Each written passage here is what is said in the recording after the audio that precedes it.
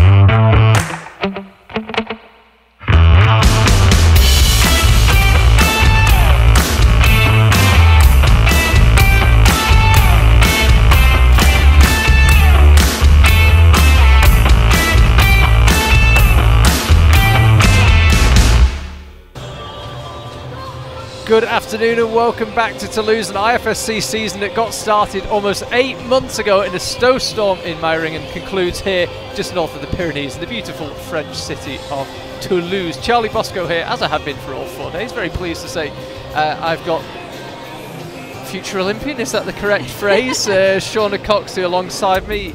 Shauna, you've been just spectating the last 3 days, which, as I said to you when I saw you earlier, is really nice to see. What's it been like sitting and watching the comp? Yeah, firstly, thank you so much for having me. And it does seem really crazy to think back to the start of the season. Yeah, that comp in Meiringen seems like a really long time ago, but I really wanted to be here at this comp. I think I really thought I'd be competing for an Olympic spot here, to have not already qualified, so I definitely wanted to be here. I wanted to see the show, and yeah, it's really amazing to be here. I wonder, has it sunk in at all what happened in Hachioji? I don't think so. I mean, what was it like in the hours and days afterwards? Because you made no secret of the fact you were aiming for the Olympics.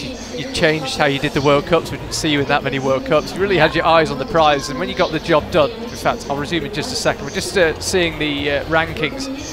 This is how the top 8 qualified for today's final. Now, because of country quotas, things get a little bit complicated in terms of who gets the 6 invites for the Olympics from Toulouse, but the 8 who'll be competing tonight are Aimori Luchka-Rakovic, Mia Krampa, Laura Rigora, Futaba Ita, Julia Shanodi, Yulia Kaplina and Kyra Condi. Now, and this was lower down the order, a couple of climbers still with, you would have imagined, a reasonable shot at the Olympic slot from one of the 5 continental championships early next year. I'm thinking Alana Yip there, Jane Kim, and Solsa a little bit down the order.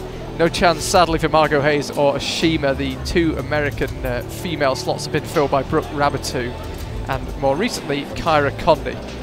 About the country quota, because there are 2 Japanese women in the final, it means every non-Japanese person in the final will get an Olympic invite, with the exception of the 2 Slovenian women. There is only 1 Slovenian female slot left, because Janja Gambret's already claimed 1.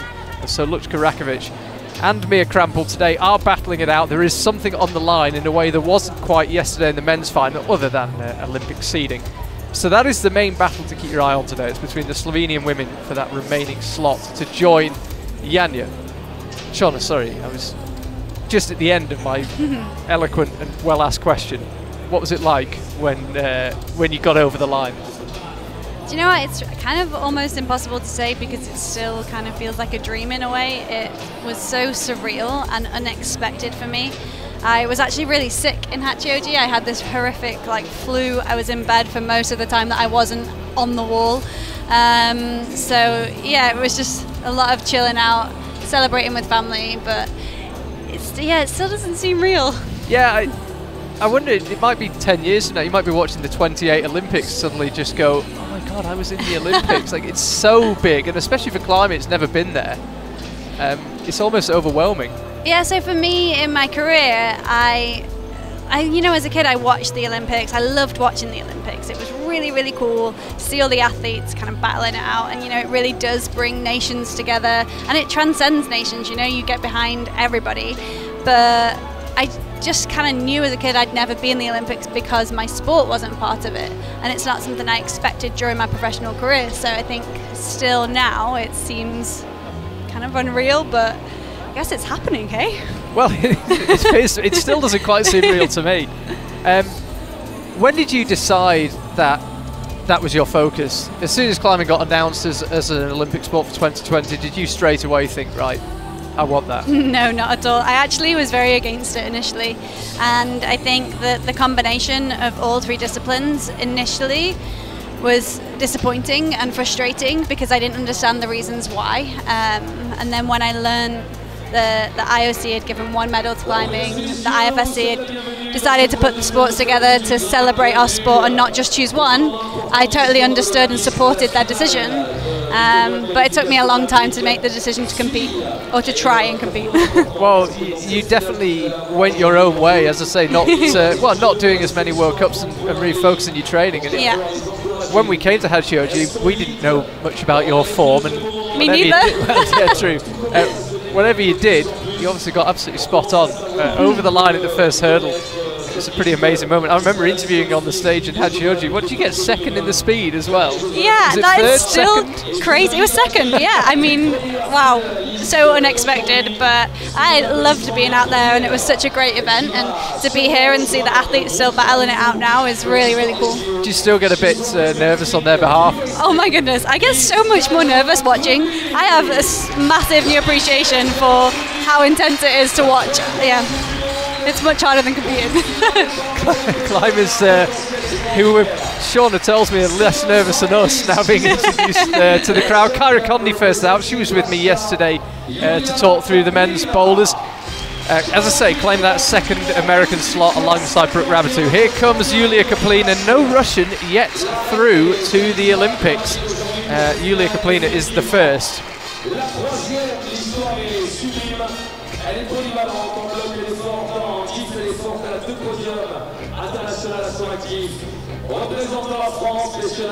If you're wondering why there's a bit of a longer pause for this one, it's because the venue MC is giving Julia Chanaudy, the local hero, the big up.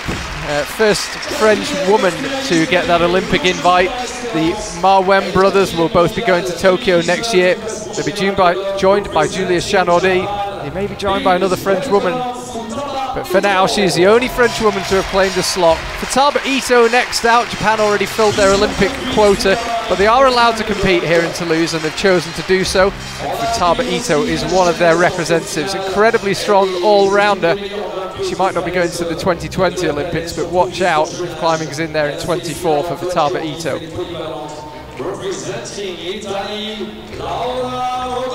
Here comes Laura Rigora, first Italian woman to seal that Olympic invite. Ludovico Fasali has already taken one of the men's slots. Laura the first of the women.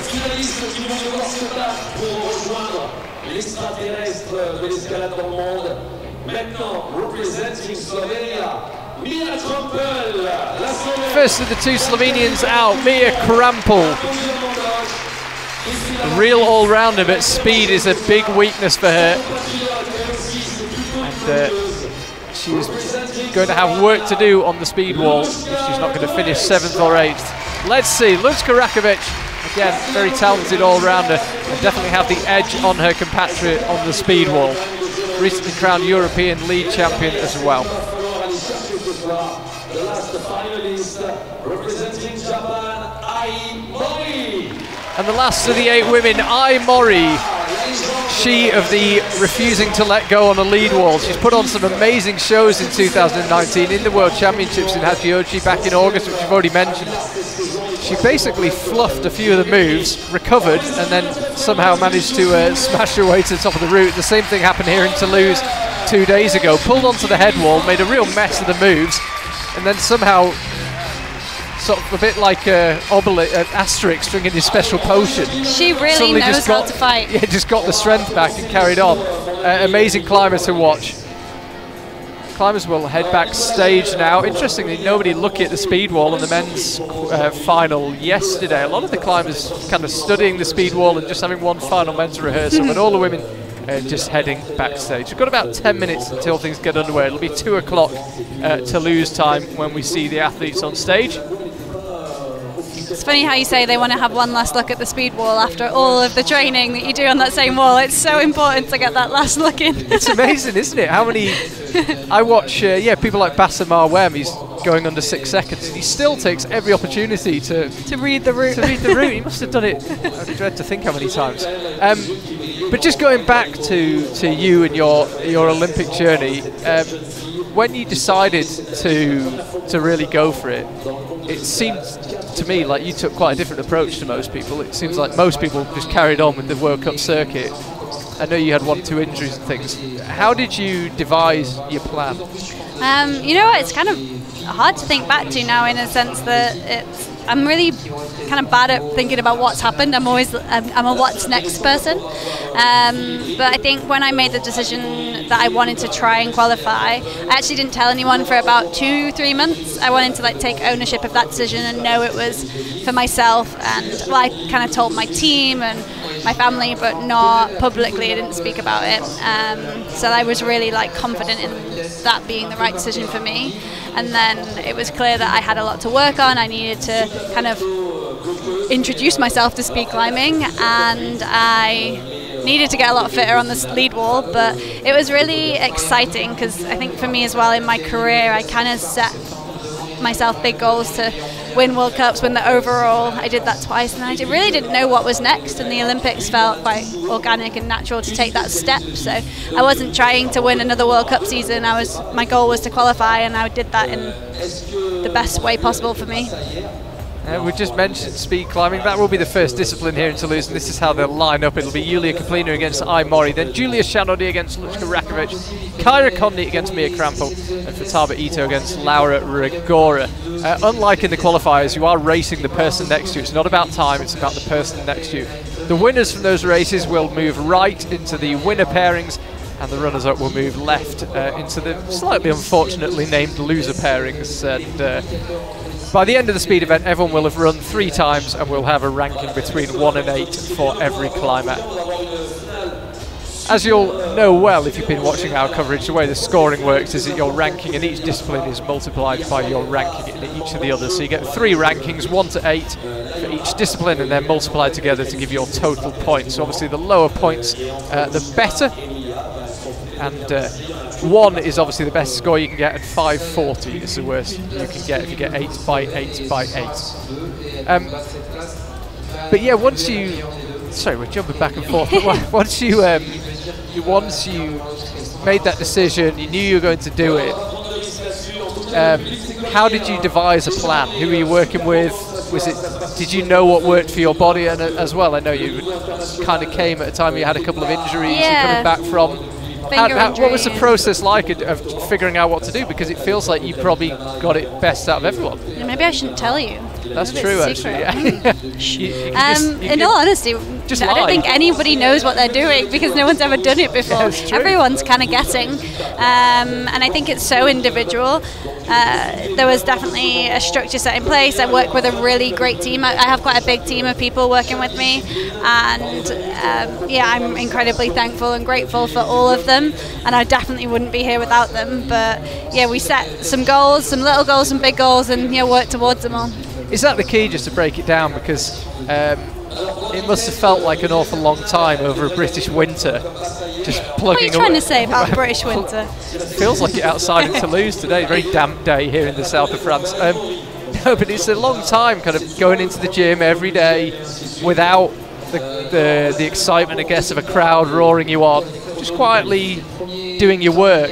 Do you have to break it down into goals to kind of keep the motivation going? I think, like I said earlier, it is all individual, and for me, I'm a goals person. I need to have goals, so I need little goals and big goals. So even if it's like goals for each day or each week or each month, and then that big goal at the end, and to work towards them. And I think that's definitely the easiest way to kind of get to something that seems so far away.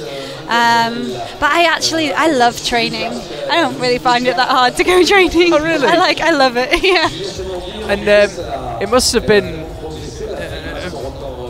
vindication is the word I'm looking for. A vindication of what you did. Is that I thought that was Yulia Kaplina coming out 5 minutes early. No, this is the call zone behind the wall. Must have been a big vindication when you came to Meiringen and Moscow, those first 2 World Cups, that your form was right up there, smiling, remembering. Yeah, it's funny. It's just so funny to think back to the start of the season, because every start of the season, you have no idea what's going on. All you know is what you're doing, and all you have control of is what you're doing as well. So you kind of walk out there and it's like, right, let's go find out where I'm at. So, you know, starting the season and doing well at the beginning of the season is such a relief to kind of know what you've been doing over the winter when you're like stuck in a British winter on your own in the gym. But yeah, that's all paid off. Yeah, it must have been a pretty nice feeling. But I mean, do you, obviously in the speed it's quite easy to measure, but do you keep a relatively detailed log of this is where I was at physically at this stage, this is where I'm at now? I mean, how precise do you get with this stuff? I personally don't, but I mean, my coaches, someone does on your behalf. I think so, yeah. I mean, they ask a lot of questions, so I'm sure someone's writing it all down. Yeah, Leah is one of my coaches. We spend a lot of time together. She takes a lot of notes, and then my head coach Tom, he's kind of like the geek behind it all, I guess. And we go do the climbing and the training. Cue Tom getting a load. I bet his phone is here, isn't he? He is here, yeah. His phone's probably exploded now with people laughing at him. Oh, he loves it. He loves the sciencey bit behind it all. Well, as I say, it clearly paid off. But in your head, you kind of had this in mind as your event. For sure, yeah. I really thought I would be at this comp fighting for an Olympic spot, and yeah, that's why I kind of wanted to be here. I think until this event's over, I don't even feel like I'll think I'm going to the Olympics. I still kind of don't believe it. I think we're about to get underway here on the speed wall potentially. What's it been like learning speed, by the way? I thought I was not going to like it, but I have loved it so much more than I imagined. And I think having that time to beat and having your own kind of goals, it's so fun, and it's so, yeah, I got really invested, and I'm trying to get all my friends speed climbing, and yeah, I really never thought I'd sit here and say I absolutely love speed climbing, but I've heard a few people echo that. I haven't heard anyone say I still don't like speed climbing. Everyone's found something that they can enjoy in it. I also love watching it. It's so cool to watch. To watch, yeah. I'm excited. I can't wait to see what happens here today. Oh, I know. It's I mean, realistically, if you're watching from home, Yulia Kaplina is the pretty clear favourite to take the #1 ranking in speed, and realistically, that represents her. You'd have to say her only shot at a medal, because with this multiplication system, if you get some 8s next to your name, which, and this is not a criticism of her at all, but she is likely to get in boulder and lead. You really need that 1 in the speed climbing. But there are a few quick climbers racing alongside her today, but I don't think anyone would challenge her, provided she goes with close to her best, but a foot slip, a false start. The thing that I've learned, especially competing myself in Hachioji this year, was that anything can happen in speed. I mean, I finished second in the finals, and that is entirely unexpected, but you know, some of these girls are really fast. One slip could cost any of them, so yeah, it's going to be an exciting show. It certainly is. Lane A and Lane B, and as I say, it's not against the clock, it is against your opponent. Within reason, you've got as much time as you want. I don't believe there's a maximum time of speed. I don't think we've ever had to have a rule for that, but yeah, you essentially have as long as you need to get up the speed wall, provided you get it ahead of the person next to you. That's Laura Gora. Which shoes do you wear for speed? What's the appropriate pair? I'm currently wearing quite soft Anastasi's. Yeah, I think it's such a personal preference. I quite like the moccasin as well for speed, something soft, something a bit bigger than my boulder shoes, not downturn for me on the speed route. Yeah, I'm not sure how much difference it makes, but it makes me feel better about it when they're comfy and soft. That's where they're headed. If you haven't watched speed climbing before, as Sean has just said, it is amazing to watch. You start at one timing pad at the bottom, you go and race to the timing pad at the top. If you get there quicker than your opponent, you will progress. And as I say, quite a cleverly devised system here, whereby every climb will end up having 3 runs, and we'll have a ranking for everyone between 1 and 8. You can see Mori stood up there waiting to go. She's taking on Julia Kaplina. To give you some idea of just what a strong favourite is, Julia Kaplina is, she was almost half the time that Aimori took in the qualifiers. Kaplina's best time was 7.37 and Aimori's was 14.375. So as I say, Kaplina almost halving Aimori's time, so to call her a favourite is to barely do it justice. But false starts happen, slips happen, but Kaplina against Aimori, who is likely the weakest speed climber in this group of 8. She came last in the speed climbing in the qualifiers. Kaplina can basically run this at training speed and should win it with ease. I'd be surprised if she risked much at all, Julia Kaplina. It's so important she ends up with a 1 next to her name on the rankings that I think she will take this one pretty steady. But then again, Anouk Jobert equalled the world record when she was running against an empty lane once, so who knows? I remember that. Yeah, she was it Kaplina she was originally racing against, and Julia Kaplina false started, and I think it was in Moscow, right? yeah, it was in I Moscow. remember watching it. I can't remember who she was racing, and Anouk Jobert said, "Oh, I'll have a run anyway," and equalled the world record. So I shan't speculate further on Julia Kaplina's tactics. She knows more about speed climbing than most of us ever will. You can see there the white numbers on the outside of the graphics. That is their time on the wall. And the little grey number on the inside, that's the reaction time. Not allowed anything quicker than 0.1 seconds. That would be considered a false start. Julia Kaplina now against Aimori, and yes, you can see not going at full tilt. Julia Kaplina taking it nice and steady. Actually had a little stumble, but gets going again. But for a woman that can run comfortably under 7.5 seconds, 11.871 is a Sunday drive. But she is safely through, as you would expect her to be. And Aimori actually a 1/10 of a second slower than she was in the qualifiers a couple of days ago. Out next to be Julia Chanaudy of France, taking on Luchka Rakovic. Julia 9.600 in the qualifiers and Luchka 10.756. Both Slovenian women who are gunning it for that spot. Luchka and Mia have definitely got work to do on their speed climbing, particularly Mia, but I think we've seen in these combined competitions you can afford to have a not great result, but if you have a really poor result you have got a lot of work to do, so you can't really afford to have a disastrous speed round. It'd be nice to see Chanaudy get a clean run today. She definitely slipped on both runs. She's definitely capable of going sub 9. Yeah, she didn't have the cleanest of runs in qualifier, did she? But ended up doing enough to make the final and seal an Olympic invite. 0.962, so slightly slower than she went in the qualifiers. Again, maybe I'm dreaming, but it looked like she held a tiny bit back. I think she might have been holding back a little bit there because she's definitely gone a lot faster than that previously, and yeah. So Luchka Rakovic drops into the bottom half of the draw. If you lose your first race, by the way, you're guaranteed to be somewhere between 5th and 8th, and if you win your first race, you're guaranteed to be between 1st and 4th. There's Kyra Conley on the right, Mia Krampel on the left. Kyra, strong favourite in this one, was almost 4 seconds on the nose quicker than Mia in the qualifiers. Kyra absolutely knocked it out the park in the speed. She really qualifiers. did. Highest place of the non-specialist. She was 6th in the speed, and that just set her up then for a great rest of the day. And as I say, she is... it was really nice to see Kyra have such a good day. She's worked really hard for this, as has everybody, but yeah, Kyra's... Krampel, as I say, that is, if she can find a way to Tokyo next year, today, that is a major weakness speed. She'll have a lot of work to do in the next 9 months to rectify it before the Olympics, if she does get there.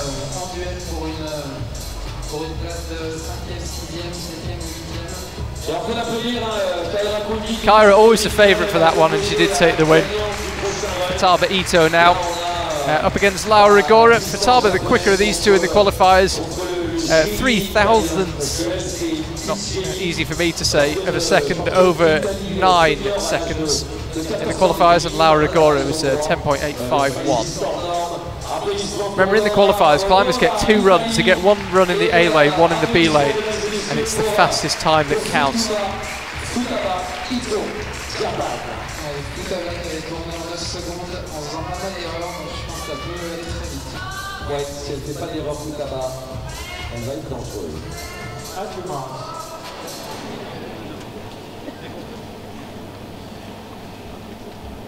Ready?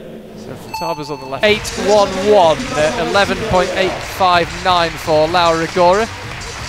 Second or so slower than she went in the qualifiers. I was going to say that wasn't her best run. I wonder if she might be holding back a little bit as well. I think we might see some really close races coming up.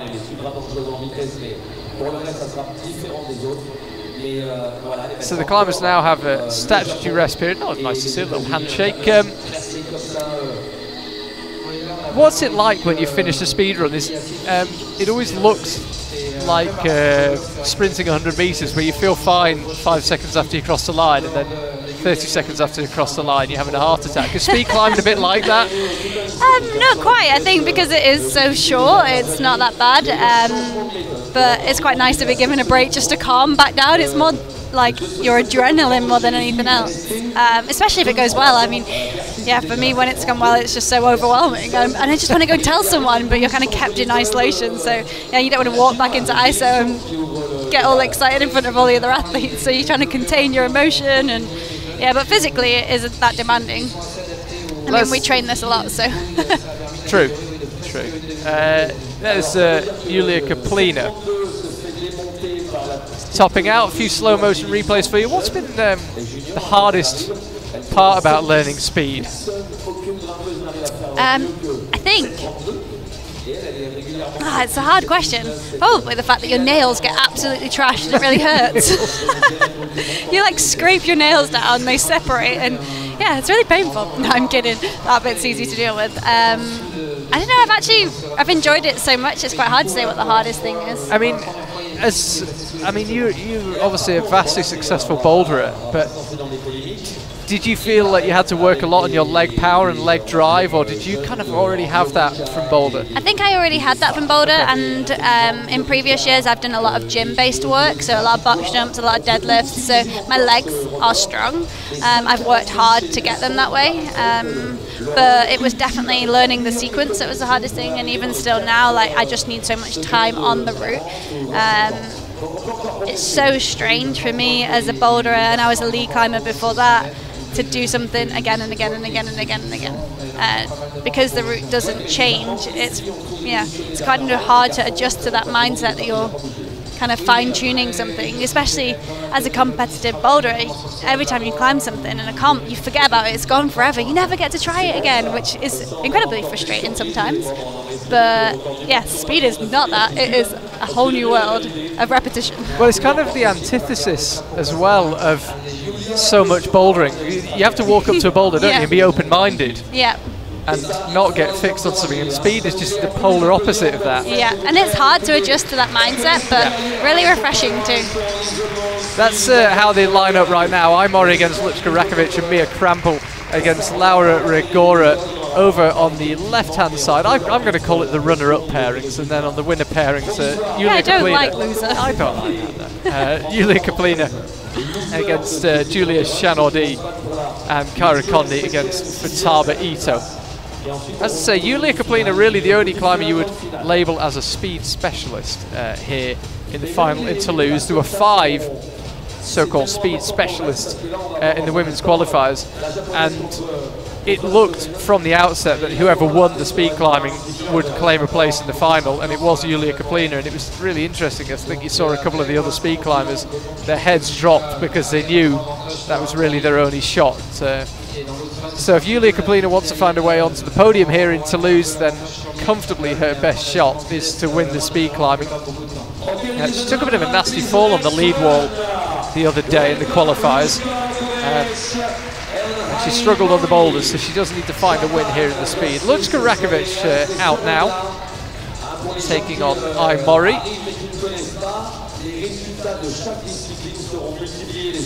So Imori 14.419 in her last race, in being beaten by Julia Kaplina, and Lučka Rakovic was beaten by Julia Shanodi and clocked 11.107. So Japan on the left, Slovenia on the right. The world record unlikely to be under threat here, but Lučka Rakovic certainly likely to be the faster climber. Clean so far from Lučka Rakovic. Pretty neat run. Little loss of momentum at about 2/3 height, but stops the pad at 11.302. Improvement there from Aimori, 13.959, but it's Lučka who progresses.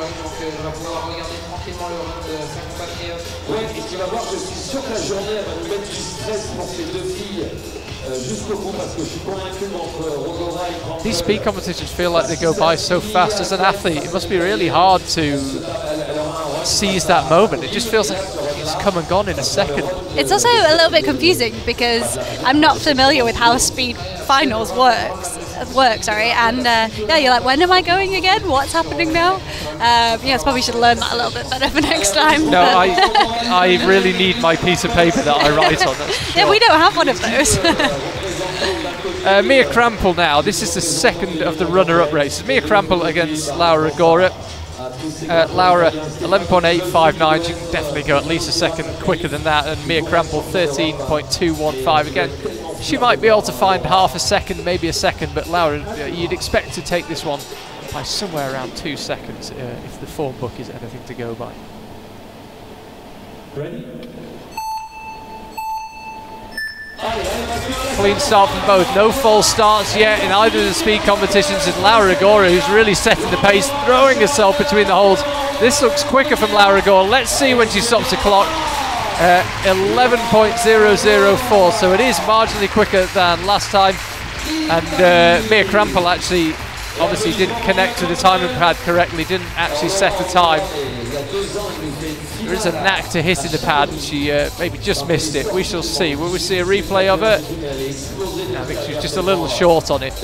So she doesn't record a time, and it will be her against Aimori battling it out for 8th place.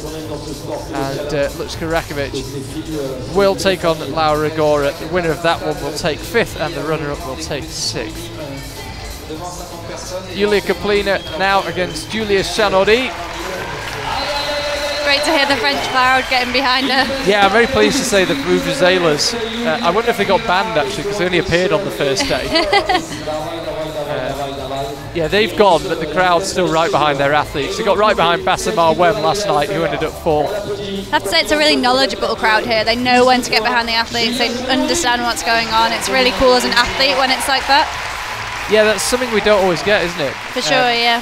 Some crowds not quite sure which bit to cheer, but you're right, this Toulouse crowd know this stuff. Not a very good climbing around here. She can go quicker, but she was made to work for that one. Yeah, she really couldn't slip up there. Julia was right behind her. That's a nice run from Julia Chanori, 9.157. Quicker than she went in the qualifiers, much quicker than she went in her first race. Really good run. Somewhere towards the clean run we were saying we'd like to see from her.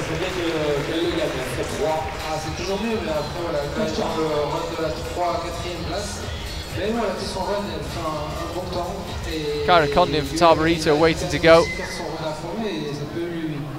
Here they come out to the stage. Kyra Condon 9.819 in her last race, and Futaba Ito 9.811. So they were pretty similar in the last race. I think Kyra's got a little bit more in hand than Futaba does, but this one I think will likely be our closest race yet. I can't call this one. I'm really not sure who's got it here. No, as I say, Kyra marginally quicker in the qualifiers, but not by much. We're talking tenths of a second. This one I'm expecting to be pretty tight. Hopefully they both get away clean, both have a clean run. Ready? Both away cleanly, and Fatabarito opened up a bit of a lead, but Kyra's quickly caught her, and this one is very, very close. Keep an eye on the clocks. Which one turns green? It's Kyra Condon's 8.675. She is developing the very useful knack of producing her best speed climbing performances when it matters most. She broke her personal best in the qualifiers, and she's broken it again here in the final. That is a nice skill to perfect. That was amazing to see. Tabarito not too far behind at 9.049. it's Kyra who finds a way through. Yeah, if you can produce your best when it matters most, when the lights are brightest, that is a very handy skill. So the climbers once again will have a short break, and you can see how they line up. It will be Mori against Mia Krampel first. We'll then have Luchka Rakovic against Laura Rigora, then Julia Shanodi against Futaba Ito, and Yulia Kaplina against Kyra Kondi. Yeah, interesting stuff. Kyra really knocking it out of the park on the speed, as you did, as you do in these combined formats. It is interesting when the pressure's on and you have to perform in that moment, but I think it does help when you're running against someone who is fast too. You kind of feed off their like vibe as well, and it's really cool to be like pushed, and when you can see them in your peripherals, and it really pushes you to keep going. That was Laura Rigora. It must have been quite interesting for you because we haven't had many combined competitions in Hachioji. Just to experience doing one and then the other and then the other. I know you'll have done it in training, but what did you feel you really learned from doing a combined final with the three disciplines so close together? There's so much that I took away, and it's almost like I'm still processing it now, but it's just really fascinating to see to experience how it feels to switch between different disciplines, because they require such different mental states. So yeah, I think the thing I learned most was just to kind of stay calm in between. I feel like I'm quite a calm athlete generally anyway, but that's definitely been bred through experience, not naturally. But yeah, it was kind of strange to experience it for the first time in competition at such a big event, and that's partly why I wanted to come here and get a different perspective and kind of observe and watch and see what's happening, and yeah, then when I'm back in, it'll be different. I mean, you can't ever be truly on holiday at a climbing competition. Are you trying to pick stuff up here? Nothing specific, but I'm definitely watching I'm here for a reason. Yeah. I want to see what's going on. I want to see how it all plays out and like learn as much as I can. But also, I just love watching climbing comps. But there is that. Yeah. Mori now taking on Mia Krampel. The winner of this will take 7th place. The runner-up will take 8th. And as the day progresses, you'll see what I mean. If you end up with an 8 next to your name at speed, it really does leave you with a lot of work to do. You can recover, but you need to be pretty much perfect from there on out. Reasonable start from both. Mori actually got the quicker reaction time, and it's Mia Krampel who's quicker on the mid-section of the route. Mori swinging side to side a lot more. Mia Krampel got that nice direct style and takes it in 12.265. She will take 7th. Mori takes 8th. Interesting watching Mori there. She definitely, there's a lot of lateral movement, it looks like. Yeah, ideally with speed you want to go as straight up as possible, but for the shorter climbers definitely you need to like choose your sequence wisely, which can often mean using the holds that are further out to the side of the route. Both of them will fancy their chances on the lead wall, but Mori, I have to say, has been looking impeccable on the lead wall. So she will, in the back of her mind, be hopeful for a 1 next to her name after lead. There's a long way to go before we get there. Luchka Rakovic now against Laura Rigora. Winner will take 5th, runner-up will take 6th. Does make you realise, I've just glanced up at the clock, 18 minutes since this competition began. It makes you realise how quickly this speed element has just come and then it's gone. Yes, that's the whole point. Yeah, true, it's all in the name, isn't it? Yeah. Makes you realise how quickly your day can either be set up or made a lot more difficult.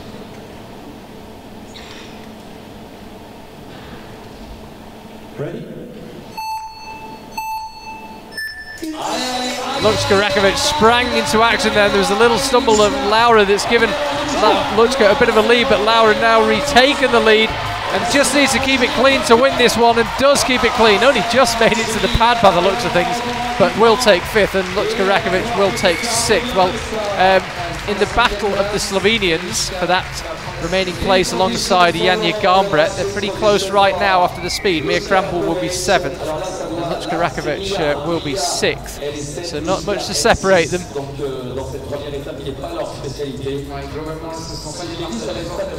Time to head to backstage, and we will see next Julia Shanodi against Futaba Ito. There they are. Again, winner will take 3rd, runner-up will take 4th. And then finally will be Kyra Conley against Julia Kaplina.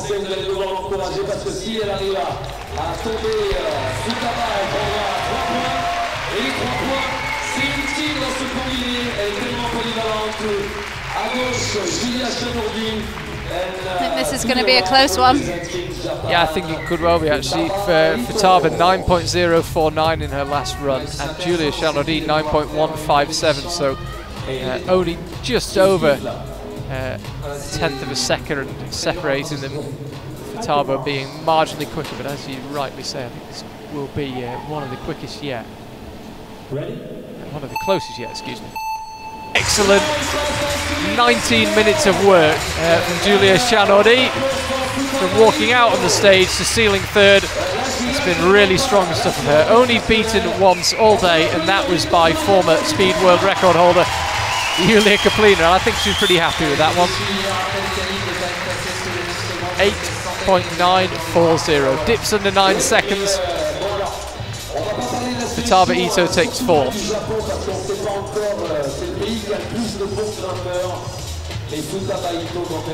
Here's Julia Kaplina. She's been looking good all weekend here in Toulouse. Came top out of the 5 speed climbers in the qualification round, and here she takes on Kyra Conley. Well, Kyra's been making a habit of breaking her personal best here in Toulouse, but she'll need to pull something truly spectacular out of the bag. If Julia Kaplina gets a clean run, Kyra will have to do something spectacular to beat Julia. But as we said, false starts happen, slips happen. Half a body length, just over 8 seconds, and Kyra 8.722. And Julia Kaplina gives her a little thumbs up as if to say that was pretty good going. They were really close, and then I feel like Julia Kaplina maybe thought, okay, I just need to shift up a tiny bit. It's like she changed gear a little bit towards the end. I don't think Kyra will be complaining at 2nd though, that's for sure. No, and she certainly won't be complaining at 3 runs under 9 seconds over the course of the weekend. It's really strong stuff from her, so she'll end up 2nd. Julia Kaplina will take 1st.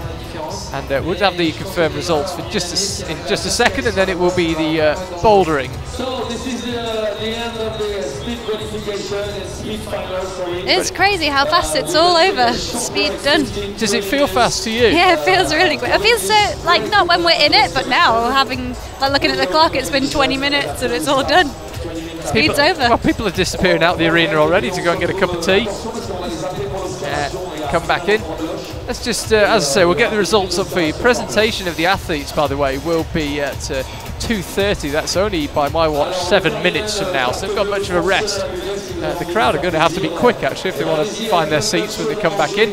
But that's how things panned out. Julia Kaplina 1st, Kyra Conley 2nd, Julia Shanodi 3rd, Futaba Ito 4th, Laura Rigora 5th, Lučka Rakovic 6th, Mia Krampel 7th, and I Mori down there in 8th. So work to be done for those climbers a bit lower down, and for Julia Kaplina at the top there. It's just a case of getting anything she can out of the boulders and giving everything she's got to the lead wall, because this is her last day of competition of the wall. All that's still of the year, excuse me. All that's still to come. We will speak to you in about 6 minutes' time for a presentation.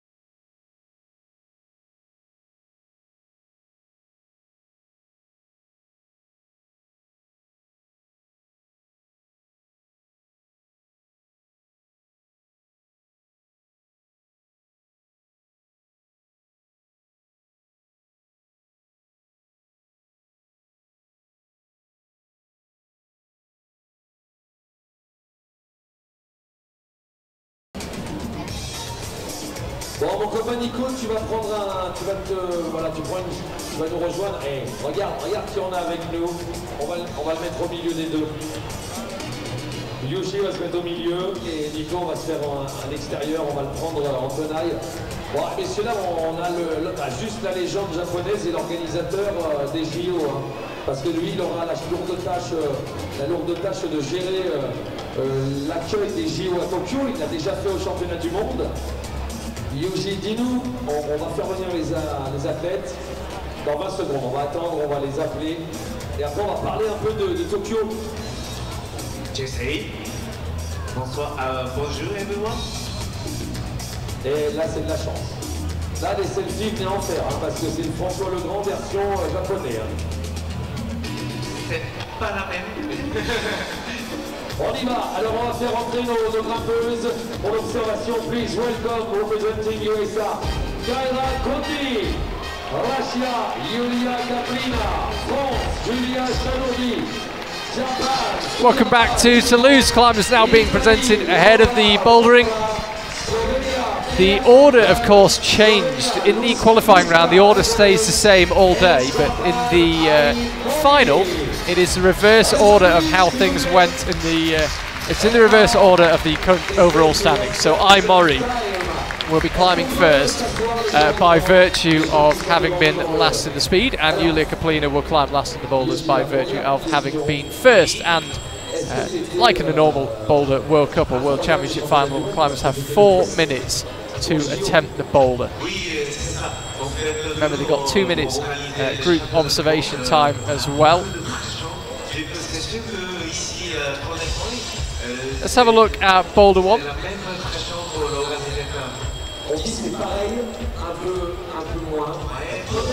So we were down on the mats earlier on trying to figure this one out. Actually, you just telling me what you thought. I didn't chip in much, actually, yeah. But not super simple. There's lots of little screw-ons here. Took a bit more thought. Yeah, it definitely wasn't a quick one to read, and as you can see from the climbers, they're still very much discussing it. I think there's a couple of options at the start. I'm not entirely sure how they're going to try. I think it's going to be a toe catch. So you're kind of going to go quick to the bonus and catch your left toe on the big black jug, which we can't quite see. But I think maybe the climbers might try and come down to that with their hands and do a beater that maybe isn't intended. And then after that, it's quite tenuous, quite technical, like standing up on little holds and getting the foot sequence right, which is what we saw yesterday in the men's as well. There's been quite a lot of technical climbing, which I quite like to watch, actually. And on that yellow triangle that's right near the top of our shot, just about a metre left of the W2 sign, there's 2 tiny little screw-on jibs, not one. Yes. Which, just explain what you read from that. So I think you're going to have your right hand, your palm, on one of the screw-on holds that's on there, and then you're going to have to get your foot sequence right so you can step your right foot next to your right hand. So I think there's one for your hand and one for your foot, and then after that you'll reach to the small yellow screw-on, which is slightly further right from the volume, then get comfy and slowly stand up to the top hold, which is upside down, so it's probably going to be a thumb catch. There we go. Amazing how much you can read in 2 minutes. Yeah, it's one of those boulders where you look at it and you keep spotting new things. Yeah, it is, and I think there's a lot of different options on the first one, and potentially on the second one as well. I think there might be a few different ways to do it. Yeah, just putting it out there, you can see Laura Gora touching the start holes. Remember, the climbers can touch the start holes, but none of the others, and they can't pull onto the boulder, but they can touch the start holes as long as they don't leave the ground. Which is funny, actually, because when we went up to look at them earlier, I felt like I wasn't allowed to touch any of the holds because I got really scared I was going to get marked down. I haven't competed. This is boulder 2, bit of a burly one, a bit like the men's was yesterday. Hopefully, for the sake of everybody, including us watching, it's a bit less burly. That was brutal, men's 2 yesterday. It was a really hard block. It was great to see it topped, though. Yes, yeah, I was pleased to see that. But it's a burly one. It's the only section of steep wall here in Toulouse. But yeah, the route setters I've seen trying the start facing out. Yeah, and none of the climbers yet have turned around. So they don't seem to have seen that option. I mean, when I read it myself, I didn't think about that. I don't think you need to turn around, personally, but until you're on the wall, it's so hard to say. We went right underneath, didn't we, albeit without touching the holes. it didn't seem the obvious way to do it. And as you rightly say, nobody yet seems to have spotted it as a face or read it facing out. Nobody's turned around or seems to be making any suggestion. They also seem quite confused by the first move. So they are really discussing it. Well, whether you face in or out, you're going to go into, we think, a standing press into that volume above, and then it should be quite simple from there on. Step out right to the zone, and then there's a thumb catch on the next volume, so you're going to have to stay really tight when you hit the little white hold that's on the corner of the light grey volume. Hopefully we won't see anyone's hands rip, but you know, it's definitely pretty warm up there with the lights. So on to boulder 3. Again, bit of a coordination move, potentially. A move we've seen a few times this week, maybe rolling out to the left. Also, what do you think about maybe going low from the start? I do wonder if there's potential to stay quite low, so to get kind of hands on the lower blue volume, step your foot across, and then maybe go more dynamically to the zone, but not necessarily in a 1-2-3 jump fashion. Yeah, I'm unsure on this one. I think I'd always opt for a more static version over a 1-2-3 jump. I tend to find my own sequences on boulders, so yeah, we'll see what they end up doing. But I'm interested that we went up on the mats. You've done plenty of observations for finals and things. How often, and yet we're still kind of discussing it. I mean, I get the impression that if you were in the final, you wouldn't have gone backstage thinking, right, I know what I'm going to do on each boulder. No, and I think you'd be naive to do that. I think it's worth having multiple options. I tend to read the boulders quite quickly, actually, and then I'm usually stood on the mat, like, looking around, and I get laughed at a lot for it, actually. Yeah, I kind of make my decisions about what the potential options are really quickly. I know which one I want to try, and then get out on the mat and see what happens. Yeah, we'll be interested to see how climbers read this one. Maybe possible to go low, maybe coordination going up high. As well, until you get on the boulder, it's quite hard to tell, even when you're standing right next to it, exactly how you'll fit in each space and how far it'll feel. And it is, but I think at the same time you get pretty good at knowing those things. It's hard for me. Yeah. Yulia Kaplina, you can see that at the back, very much doing her own thing.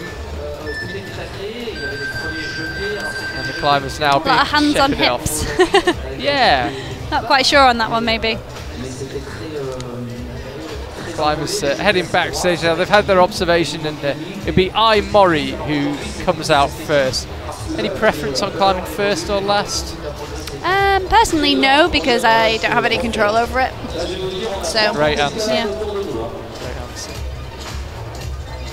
So that's how the boulders are. They start on the left, move into the middle, and then come out to the right. So it'll be I Mori first, then Mia Krampel, then Luchka Rakovic, Laura Rigora, Fataba Ito, Julia Shanodi, Kyra Condi, and Yulia Kaplina will be the last climber to attempt each boulder. 4 minutes as ever, as we're used to seeing in the World Cups and World Championships.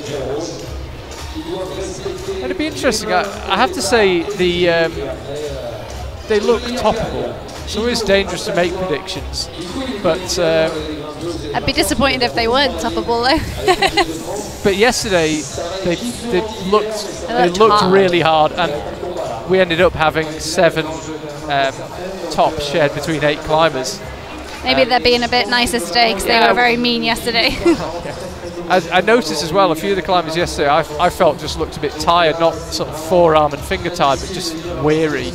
Yeah, it's been a long season. It's been an incredibly long season, and it's hard to explain how it feels when you kind of achieve something that's you've been waiting and working so hard towards, and that's massively emotionally draining. So I think you could see that in a lot of the climbers yesterday. They kind of achieved that big goal, and then they were out there still fighting hard, but they just didn't have that edge. Which, is what I think you need to get up these boulders. You can see there the starting order. As I say, this is reverse order of the overall standings right now. So it's I Mori coming out first, who's 8th in speed, then Mia Krampel, Luchka Rakovic, Laura Rigora, Fataba Ito, Julia Shanodi, Kyra Condi, and Yulia Kaplina. But yeah, a few of the climbers just looking weary, and I'm not surprised.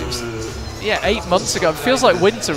We started in winter in my ring, and so it's been a long old season for all these climbers. So long ago, the start of the season. It really kind of feels like it happened to someone else. But I do wonder if the route setters, especially after yesterday when it was such a brutal set of boulders, I wonder if they have slightly turned things down, but until you see a climber on it, you don't really know. Definitely, you just have no idea when you're stood looking at them. Do you try and calculate in your head which boulder you stand the best chance on, or do you just take each boulder as it comes? Yeah, I'm a one climb at a time person. Throughout the whole competition, like one climb at a time. Yeah. Yeah, I'm just interested. I know that's the theory. It must be so difficult to stay in that mindset, or have you just I've done it a lot. Yeah, I've practiced it. I've learned it. Yeah, it's kind of feels quite natural for me to do that now. But I think for sure when you're reading it, I'll look at something and be like, oh, I can do that, and you know that's coming, or you know it's first. But yeah, there's kind of you have to go out and perform on that boulder at that time. You have no control over that situation, so all you can do is control what you can. I'm Maury waiting to come out. What's this like now, by the way? Waiting to come out. You enjoy it? Yeah, I do enjoy it actually. Yeah. I think that moment just before you come out, it's such a mix of emotion, of nerves, excitement, and anticipation, I guess. But it's pretty cool. I think especially when you are first out, you just have no information, you have no prerequisites, you're just like going out to climb. Yeah, it's quite a nice position. Again, coming out last is different, you know a lot more, but yeah, they're very different kind of experiences, but coming out first I think is pretty cool. And you've talked a lot and given, I think, really interesting answers. You've said what sounds like you've got your psychology and your approach sorted, but another thing I'm interested in is when you're backstage, do you pay any attention to what you're hearing from the MC, the crowd, whether the climber comes back in quickly and therefore you know they've topped it, or again, are you just thinking it doesn't affect what I do? No, I'm paying attention mainly so I know when to put my shoes on, because I hate being rushed. Right. I don't like being flustered. So I also, if something's toppable, it's quite nice to know that, because I know then it's possible and the route setters haven't really messed it up. I also find it interesting if someone's read something in a certain way and I've read it differently, if they go out and do it. But I mean, I'm not really thinking about it that much. I just mainly want to be prepared for myself and know when to go out. Yeah, and I think it's quite exciting at the same time if you don't do something and then other people do, and it puts the pressure on you. Like, I like knowing that, especially when we're shown the results between boulders now, behind in ISO, so we can see how other people have done. Not before you climb, only after you've climbed. So yeah, that's really fascinating. It's kind of impossible to not see that because it's right in front of you in ISO, so if you want to block it out, you'd need a blindfold and some really good headphones probably. Because you seem to have a good knack of doing boulders under pressure. I remember, I don't know if you remember it, Chongqing in 2016, was wow, it? We're going back now. But you came out last then, didn't you? I can remember I can picture the boulder. Yeah, and Akio did it. Yeah, exactly. And I had to do it to win. I remember that, and I fell off.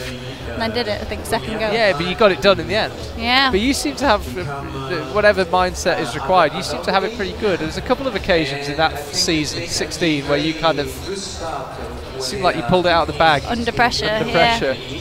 Yeah, I like that. I think it's a fascinating position to be in, and it's something that is kind of, you can't describe how it feels to be in that situation, but you know, it's pretty cool.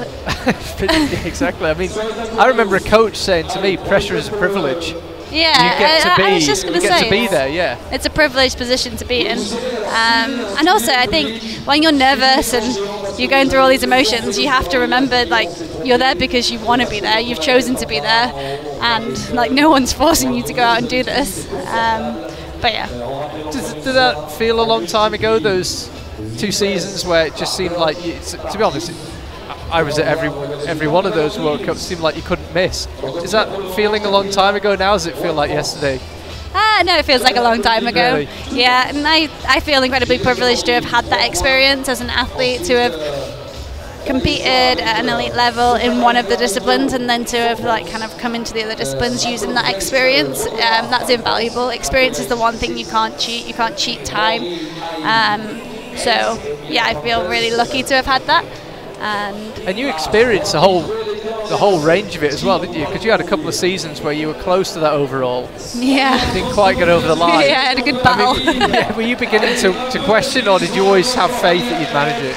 I mean, of course, you question it. Yeah. It's impossible to be positive all the time, but I am one of those annoying positive people that always looks on the bright side, and yeah, I always knew it was possible, I think, with the right circumstance and the right people and the right energy, I think. Yeah, that was a crazy couple of seasons. Yeah, it really was. We were about 1 minute away from Mori's arrival. Here she is. First chance to have a look at the graphics. We saw these yesterday. Nobody knows Mori's weight, as you can see there. We'll find out.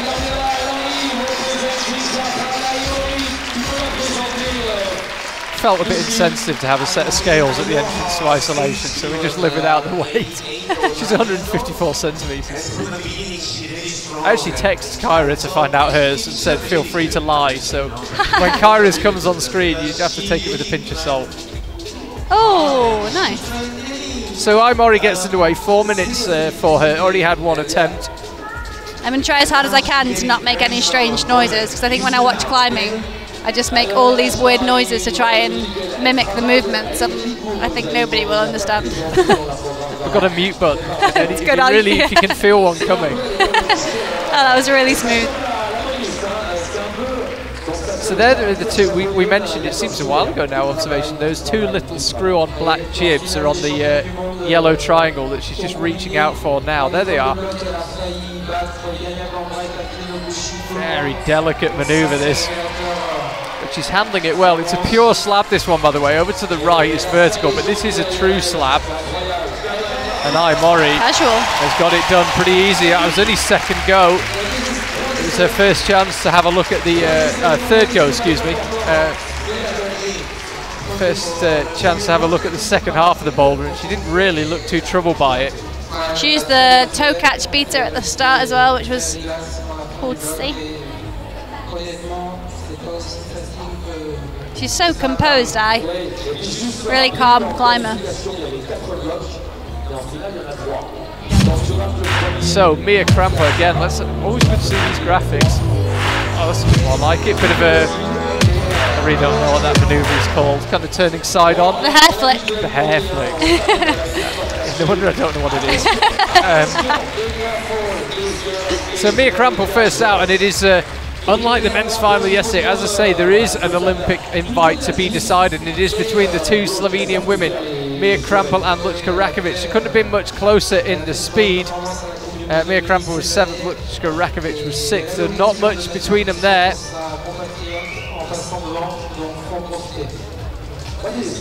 A World Cup podiumist in boulder, Mia Kramper, and a World Championship podiumist in lead, so a true all-rounder with the exception of speed. Had a quick look at it. Really strong next to me or next to them. Like the first one, he was like next to me, and then for them, then me, and here next to Lučka and Yaya. I think they. Right, let's see what method is used here. Thinking about going slowly, maybe? No. Toe hook almost as an afterthought. Looked like she maybe figured that one out actually in real time. Just felt insecure. Yeah, it looks like quite a slow movement. You have quite a lot of time before you're almost falling off and saving it. Wow, a little bit like that. So perhaps not quite as smooth as Mori here, Mia Kramper, but going well. Just chooses to drop back down. Got the zone on her second go, which was faster than Mori. Creeping the right foot out It's worth mentioning that the volume has no friction. The upside of the volume is totally shiny, so there's 2 little holds on it, but yeah, you do not want to stand on the yellow bit. So more than half the time remaining for Mia Krampel, decides to give the hold a brush. Gets herself set and will go again. She's figured out the toe hook. I think the move up to the zone, now that she's felt how it feels to do it successfully, probably won't trouble her too much, but then it's those tenuous moves up to the volume, and as you say, not a lot of friction going out there.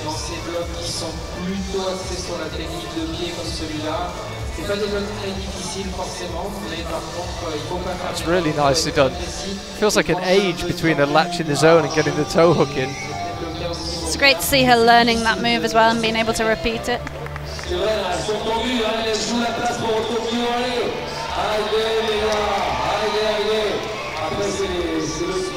I was thinking she was going to try something a little bit different.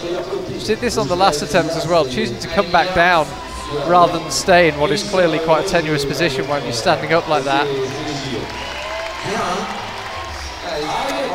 Because she's got her left foot on now, she's going to struggle to kind of build her feet up. She really wants her right foot on the lower one so she can step up onto the little yellow near her knee with her left foot and then step out with her right next to her hand. It's got to be not sure how she's going to get out of this.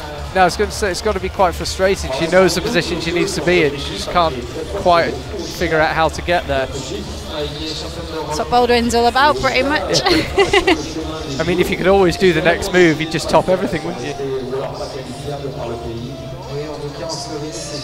It's obviously quite secure, that toe hook. We had a good look at that hold earlier on. It is really positive. 20 seconds left. This will be it for Mia. She's not going to have time for another go. Secured the zone on her second attempt. No top as yet. She'll need to move pretty quickly. Actually, 10 seconds is not long to finish off a boulder like this. I think she's going to be timed out before she falls off. So no joy for Mia Krampel, but does pick up a zone. I say really for her, she won't mind, I suspect, where she finishes today, as long as she's ahead of Lučka Rakovic. It really is just a battle, a little private battle between those two. The other climbers in the final, not much to play for. Here's Lučka.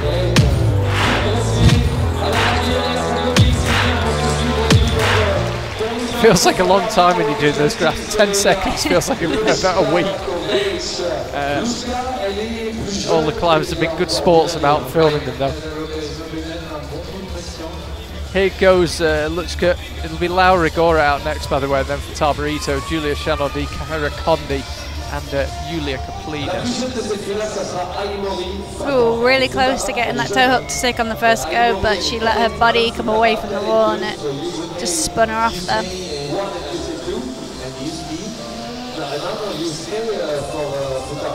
Fourth overall in the lead in 2019 in the World Cup Series, European champion, so much as she's a pretty formidable boulderer, I think her strongest discipline probably lead. Yeah, that's still to come. But she's been really strong throughout the boulders this competition, and she seems to just be figuring this one out. But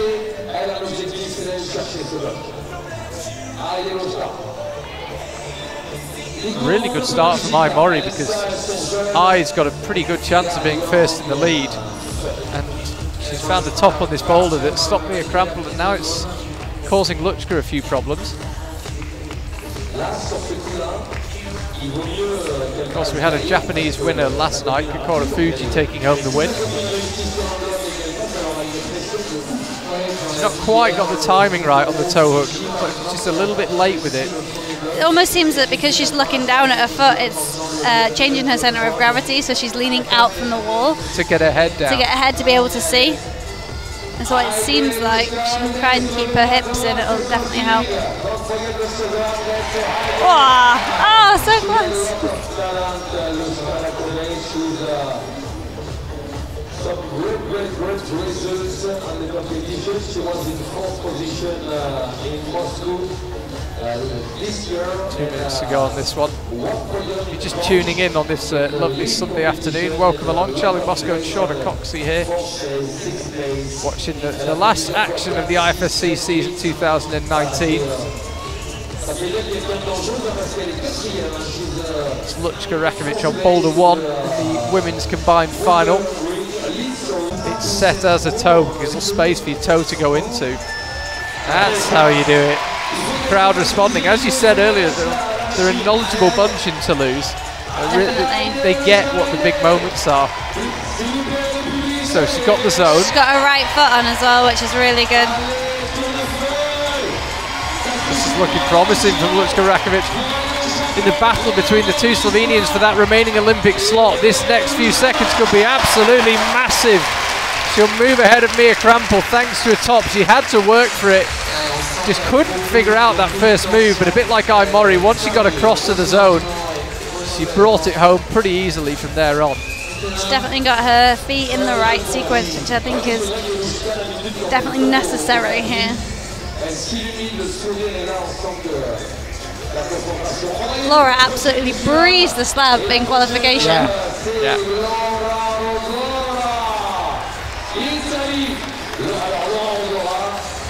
She's a very good climber to watch. She's very technically gifted and deceptively powerful as well. On the speed wall, she can dyno between the holes in a way you just wouldn't imagine someone of her size being able to do.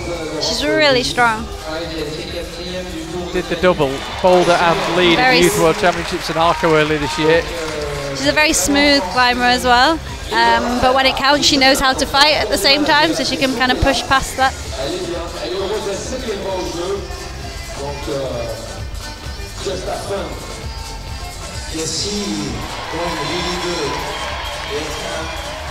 Good stuff from Laura. That right foot must feel so tenuous.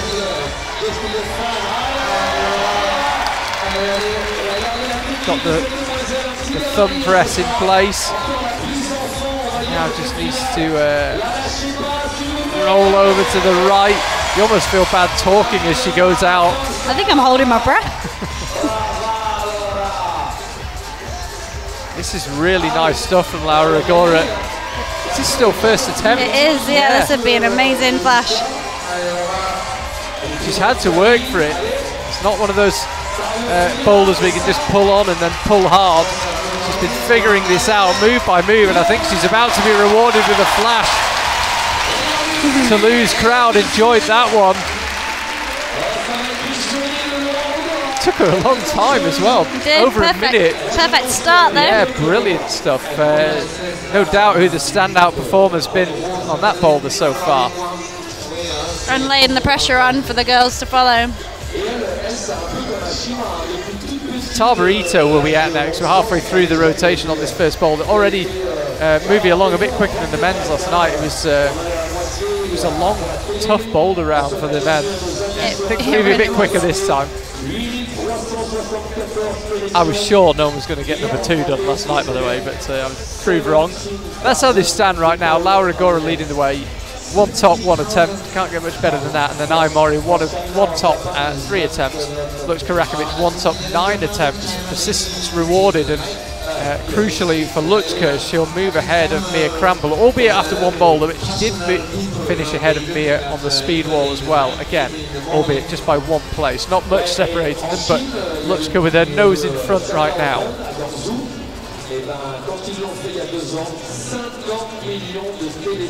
Taba Ito will be the next climber out, second of the 2 Japanese climbers, and then it'll be Julia Shanodi, Kyra Conley and Yulia Kaplina. I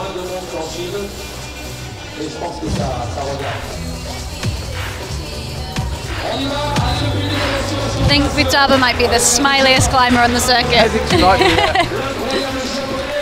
I really feel the men have got to up their game, actually. I feel from the 5 graphics we've seen so far, these have been superior to last night. But yeah. Yeah, you're right, actually. Do you think so? There's a little more animation? I'm terrible at the graphics though, so I definitely can't talk. I think Kyra is quite nervous about seeing her one.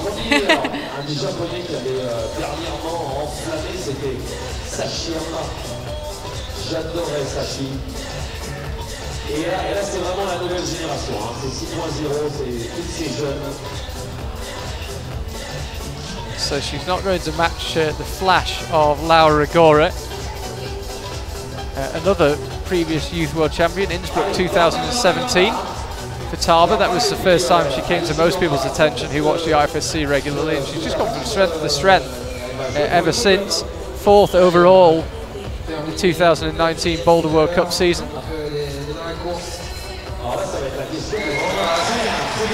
I wonder if she was a little nervous on that first go. She didn't quite look like herself, and that was so smooth on the second go. Hard foot swap here. Yeah, it's a good camera angle actually. You can see the angle her right foot is at. It gives you an idea of how unsympathetically placed that volume is. But she's executed it pretty nicely. It's all going smoothly for Futaba at this stage. This is her second attempt, so even if she does top here, she won't move ahead of Laura Rigora, but it'll move her into second place for now. No problems at all. Yeah, Japan have they've got so many strong young climbers, but Futaba's one of those that seems to have made that leap from Youth World Championship to senior contender. Yeah, she's been a regular finalist on the World Cup circuit, and she's kind of a good all-rounder as well. You know, she can get up pretty much any boulder you put in front of her. Yeah, these are miles better than the men last night. Great stuff. Julia Chanaudy next.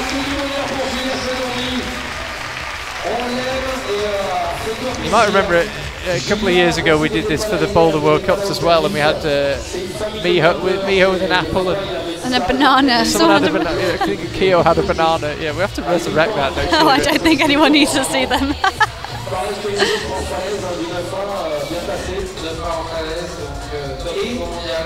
So this boulder has been topped by 4 out of 5 climbers so far, and it's been flashed by one of them, Laura Rigora.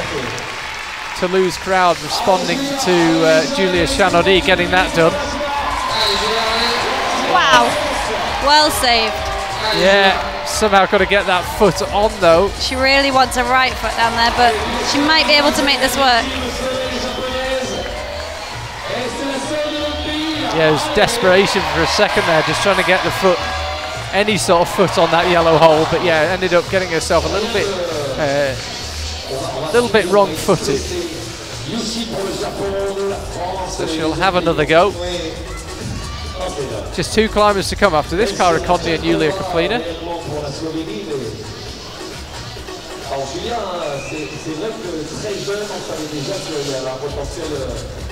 We've always, Julia Chanaudy's always been really a lead climber, but this year her results were actually better in Boulder. He had a brilliant 2019, consistently making finals. She's also run sub 9 multiple times on the speed route.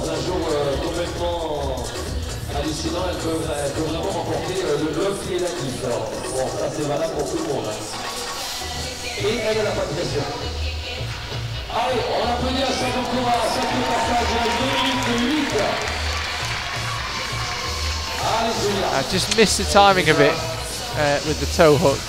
Just scuffed her left foot on the wall. That's how you do it. On a aussi expliqué aux gens parce que les gens avant de venir ici pensaient qu'il fallait finir dans les 6 meilleurs pour aller aux JO. Et finalement, même si tu finissais 8, alors ça on parle pas de Mia et Lucia. Et si Julia finit 8, on 135 left for Julia to try and find something here. Seems that you'll need to get this one done. You could be slightly left behind, because 4 out of 5 climbers so far have done it.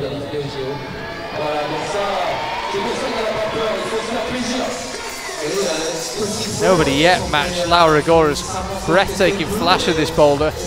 Julia Chanaudy again, she's just struggling to control that move out from the zone as your feet skit out to the right. I've seen quite a few climbers do a very quick foot swap and land their right foot onto the small yellow foothold. Mia Krampel was stepping through quickly and just saving it, but I think you really want to do that foot swap and get the right foot out onto the foothold, and Julia's just not quite getting her foot high enough. She's hitting the wall.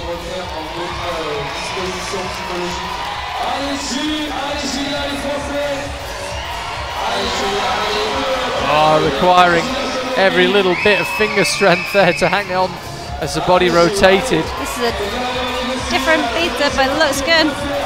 Does look good. I guess the problem is how to unweight that left foot. What's she got in mind?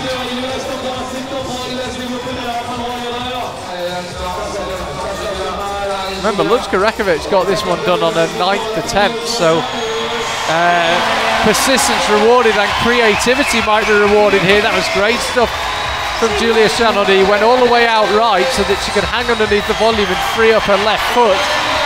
And sadly, she is about to be timed out. And she misses out by, what, 2 seconds? That's a shame for Julia Chanody. Again, nothing really riding on today, other than seeding for the Olympics, of course, but she's already got her invite in the post, but that's a shame. She was pretty close to topping it.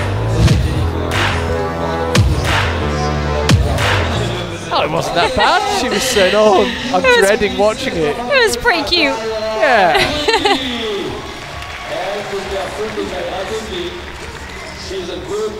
It's great to see Kyra's parents here and their emotion after the qualification round. It was amazing.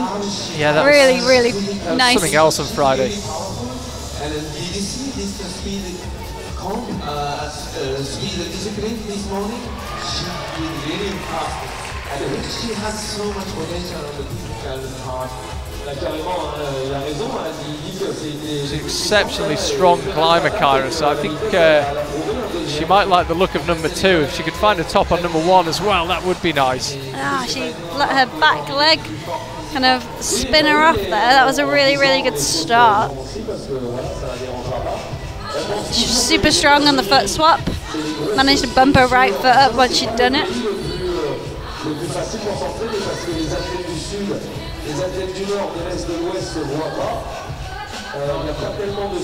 Hails from Minnesota, Minneapolis, Minnesota. I think the winter, today is a cold day here in Toulouse.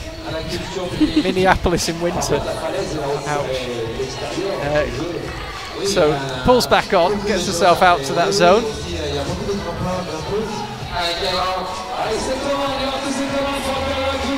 Got that snappy style car, just pings up for that yellow hold. She's a very feisty climber. She tries really hard, and she's a strong climber. She trains a lot on a board, which I can admire. I love a good climbing board.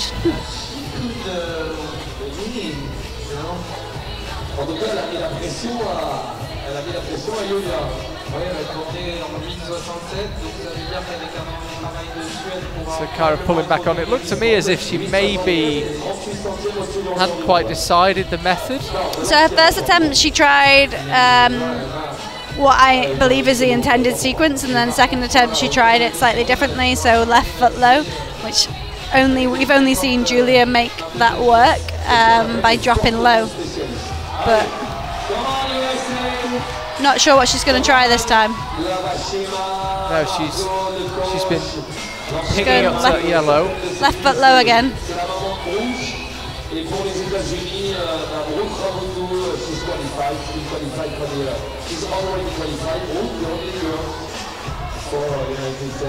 Well, we've seen this with a couple of climbers where they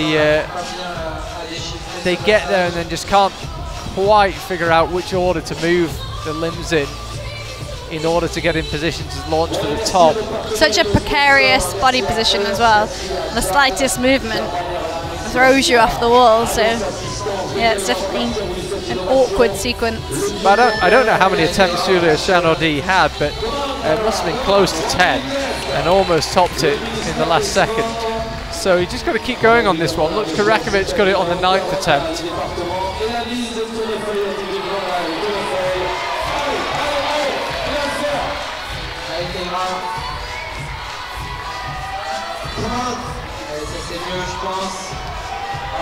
This is more like it from Kyra. He just needs to trust that left foot whilst getting the right foot up. Chooses to, or basically can't reach the little crimp out to the right on the in between women's 1 and 2. She'll have to be super quick here, but if there's one climber who can do a boulder quickly, it's Kyra. She's making it work so far. She is making it work. She'll have to be really fast, and again she'll have to ignore that little yellow crimp and just try and get in position. And like Julia Chanaudy, the clock ticks down and she doesn't quite find a way. That feeling is so frustrating because obviously it impacts your result, but also you know you could do it. You know you've been so close and you're never going to get to try it again.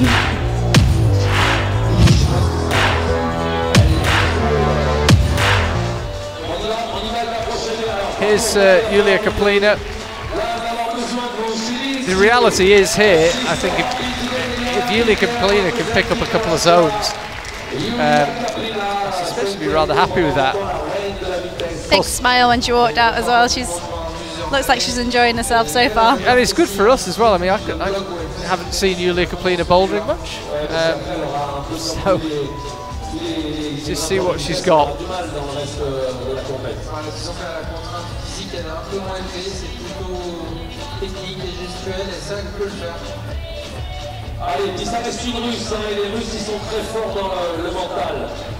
I don't think she'll be awarded that zone, but she's got a good hand on it. At least knows what it feels like now.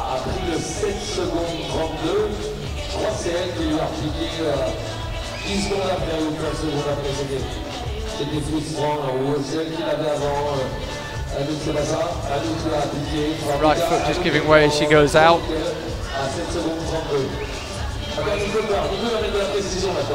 What do you think?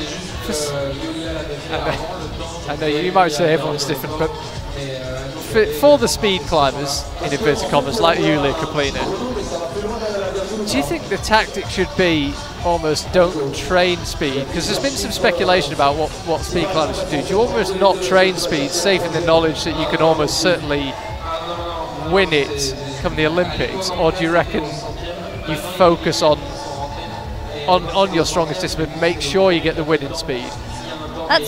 I don't know how to answer that question. I'm not I'm not a speed climber. It's just one of those things you read a lot of speculation about. Yeah. Speed climbers should stop training speed. Speed climbers should do this. Let's have a look. Wow. Oh, gets the zone. So she's on the board already. We'll talk more about what she should maybe do in the next 9 months and worry about what she should do now in the next few seconds. Yeah. She's actually Julia Kaplina laughing there. I think she turned to look at the crowd as if to say, wow, I got it. And I think was actually just giggling to herself then. I'm pretty sure she was laughing. She kind of shook her head when she first took it in disbelief, I think, and then looked like she wasn't quite sure what to do and had a little giggle while it's on the wall. Yeah, it's been interesting. I just wonder what the plan is for someone like Julia, who'll be pretty confident. I guess at the same time, though, there's multiple speed specialists. Well, I guess she's not the only one going. Yeah. We've got the current world champion already qualified, so if they want that top spot, they're going to need to train speed because they're not competing against non-speed specialists at the Olympics. We're going to have multiple speed specialists. Yeah, it's a real element of interest. They're basically competing. She's almost certainly will be competing against one person in the speed. And if they want that win, surely they need to be trained in speed. Yeah.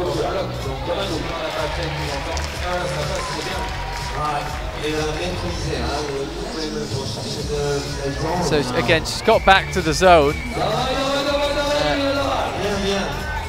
Not able to move away from it. Try and execute the foot swap now. Oh, it's nice work. It's really thinking when she's on the wall.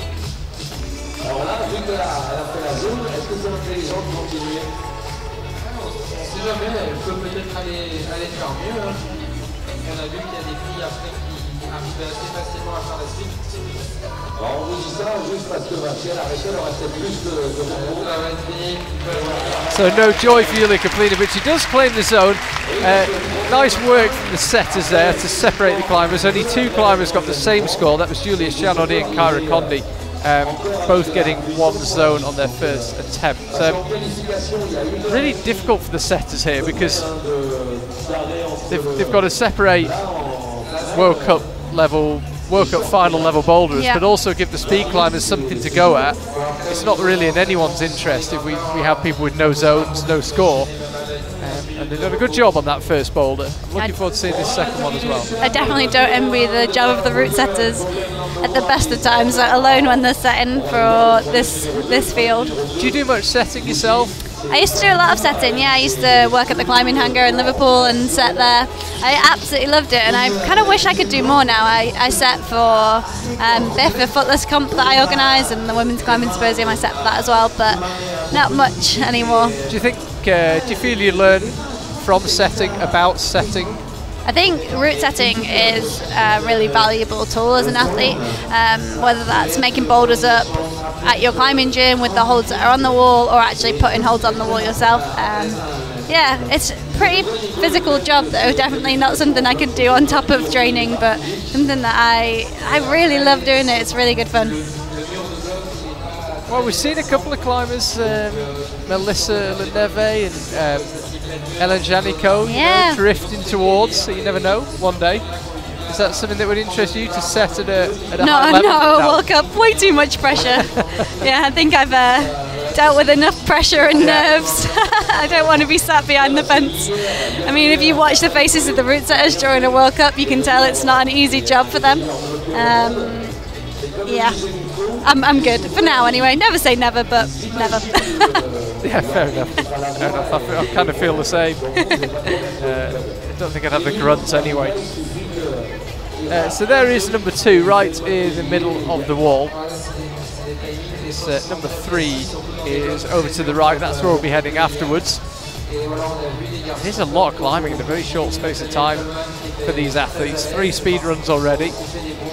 This looks a pretty boily boulder, number 2. So you can see the 2 starting volumes. You'll then go up. I assume you'll go up then into a press on that left-hand black volume and then move out right. You say it's a lot of climbing, but I think it's easy to forget that these climbers have already done a day of competing, but they've also done their warm-up as well. So our warm-up routine, I think, well, for me, it's an hour and a half at least, sometimes 2 hours. So, you know, we've done a lot more climbing than people often realise. Staying warm between these rounds is quite challenging because you don't want to kind of switch off, but you don't want to stay kind of on top form the whole time. So yeah, getting that just right is a challenge. I'm Maury now, first climber to have a look at number 2. Got the first boulder done on her 3rd attempt. And definitely not going to face out by the looks of things. Remember, she's got to achieve a stable starting position, and does just that. Now she's probably, I'm just looking down the climbers, pretty sure she's between her and Laura Gora for the shortest climber in the final. And I would imagine it made that press move a little bit trickier. Yeah, at the same time though, getting stabilised between the 2 start volumes will be a little bit easier if you're shorter. So there's always like the pros and cons, I guess. Looking solid here so far. This next move looks tricky though. Oh, and almost held it.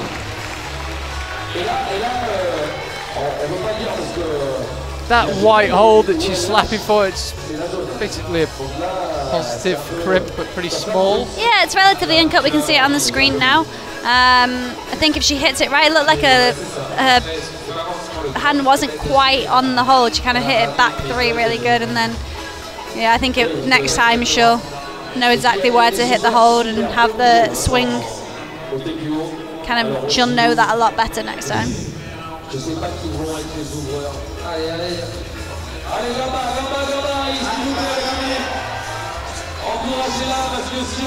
Struggling to get the right foot out to get secure. Just got to creep out to the right and holds it this time. Maury now will jimmy up these volumes. And then it's a reasonably good input top hold you're going for, a side pull. There it is. Top for Aimori, she's got them both done. As really young, but she's an incredibly smart climber. You can see that first fall she had, she learned so much from it. She understood the movement, she knew where to hit the hold, and she can correct all of that on her second attempt and therefore stay on the wall and stay composed after that.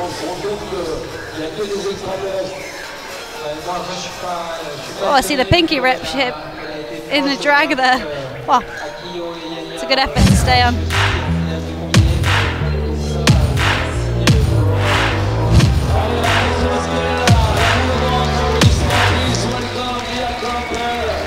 So here's Mia Krampel, work to do actually, because she's behind her compatriot from the speed and also trailing on the boulders.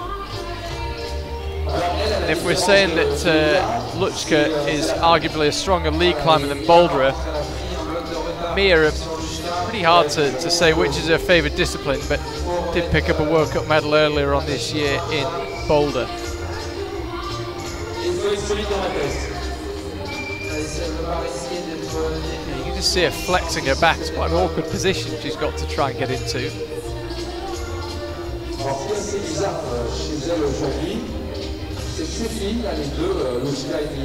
Mia's a lot taller than I, so I think getting stabilised might be a little trickier, getting the foot up, but maybe when she's in the press it'll feel a little bit easier. She'll be able to keep tension through her feet because the holds aren't as far away.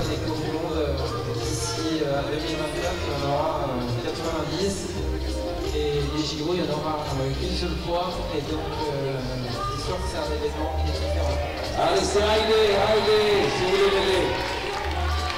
C'est vrai qu'elle n'est pas comme les autres, cette compète. Elle est dure. Oui,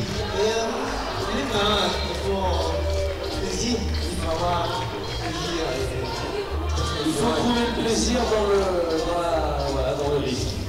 Et de toute façon, c'est ce qu'il y a, on verra, mais à la fin, je pense finalement celle qui sera décontractée la plus vite qui va nous remporter la donne. Nobody yet have it would seem, given serious thought to facing out.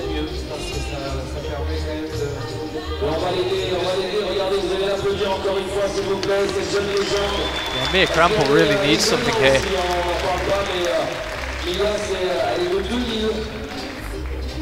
She's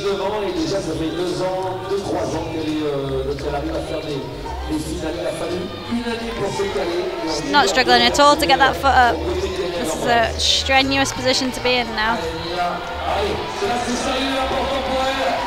Nice. Looked like she just missed on that.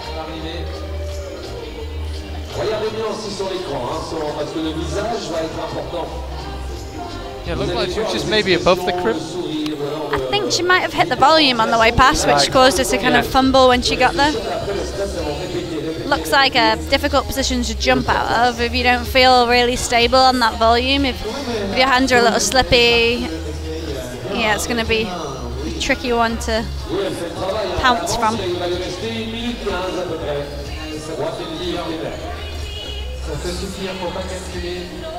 So 110 left for Mia Krampel to find anything on this boulder.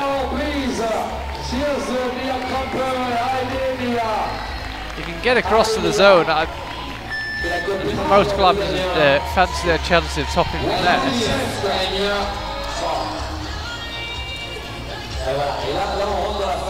Trying a slightly different method there, working her hands up the volume. Don't think there's any way of cheating this move there. I think it is just a front on, flick out to the crimp and swing the feet across.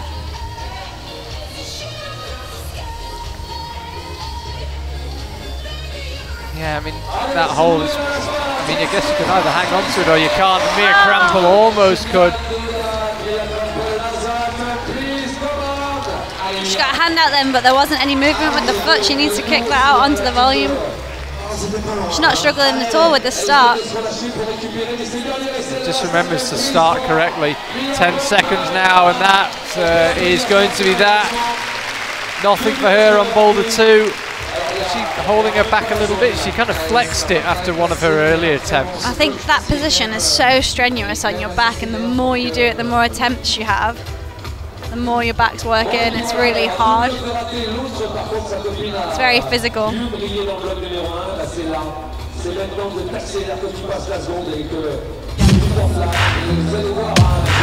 Luchka now has the chance, by the way, to secure a higher placed finish than her compatriot. If she can find a top here, she'll have 2 tops. Mia will have none, and there'll only be 1 boulder to go. And Luchka will therefore have won, in inverted commas, the first 2 disciplines in the intra-Slovenian battle.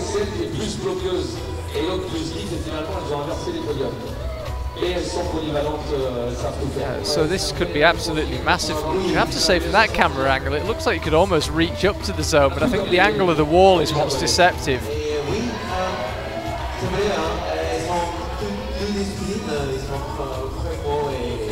Looks pretty comfortable on these early moves. Oh, and somehow holds it. The feet cut loose. She swung underneath the crimp, but somehow stayed on, got her feet out to the right, and now is she setting herself up for the top, and it would guarantee that she finished the bouldering ahead of her compatriot in that battle for the Slovenian slot. She is going to find the top. She is going to finish ahead of Mia Krampel. What a flash. Yes, made pretty light work of it. 9 attempts for the first boulder and 1 on the second. No idea how she stuck that zone. No, such a big swing, but she wasn't letting go of that hold. And it kind of came in 2 parts as well, the swing. The feet cut loose and then had to sort of generate a bit of momentum again to get them out right.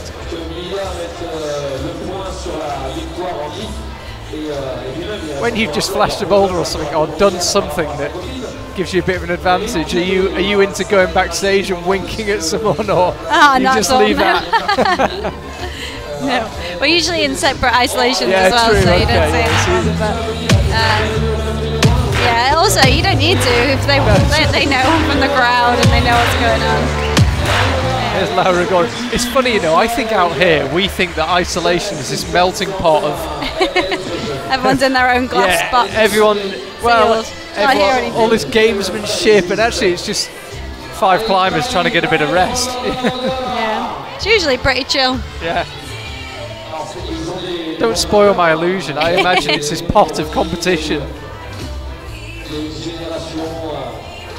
I do feel like with Boulder in lead, though, you're not really competing against any of the other climbers. No, it's true. Because there isn't any control, and I think people almost want us to have this really competitive attitude, but for me, at the end of the day, I can't control what they do, I can only control what I do, so yeah, I'm going to get out there and climb as hard as I can, but there's not much I can do about what other people do. Laura Agora, meanwhile, she can take the lead here if she can flash this boulder. She's been off the ground an awful long time. You can tell she didn't like the look of getting that left hand up. You can see the difference in height there between Luchka and Laura as well. However, I stayed quite low.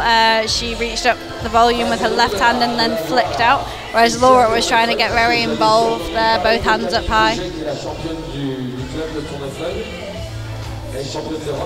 Yeah, she flashed the first boulder, which was a slab Laura Agora.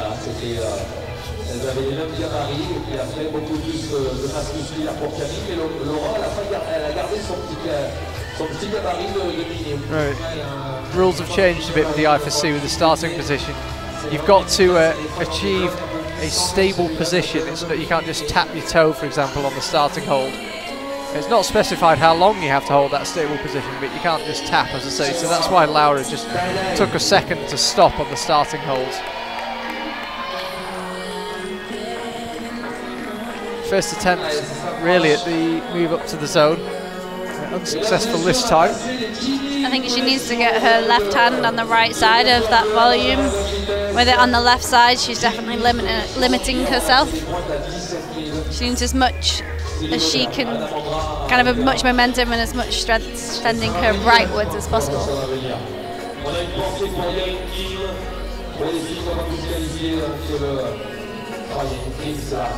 Minute and a half now to try and get a top. It would put her in a really strong position if she could find one, having flash boulder 1.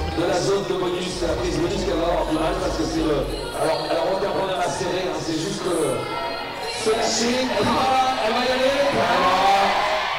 She's quite far short on that crimp. She's not getting that close to it actually.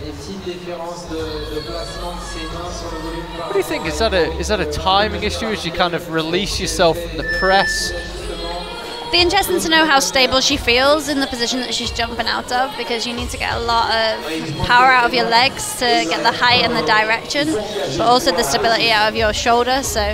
And your hand on the left volume, even though that's coming off, that's kind of what's holding you in the position before you jump. I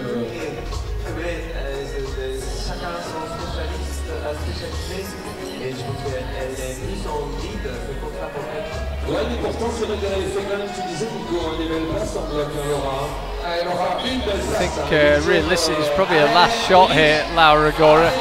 20 seconds to go now. She'd actually be pretty pushed for time even if she could find the zone, and she can't. Yeah, that left hand being on the left side of the volume is really holding her back on that move. But maybe she felt like if she'd have moved it to the right, then she wouldn't have the stability to jump out of. It must be really hard to make decisions in real time. You know, we're sitting here, oh, maybe she could try this, maybe she could try that, but she's actually got to choose a method and stick with it. But not only choose it, you've got to see it first. Yeah, so if you don't see the method, and then in hindsight, it's a wonderful thing. Hey, you can sit and watch afterwards and go, why didn't I try that? Futaba Ito will be out next. If she can get this done in less than 3 attempts, she'll move into first place ahead of Mori. She was announced, Futaba, or maybe we were just saying she's out next.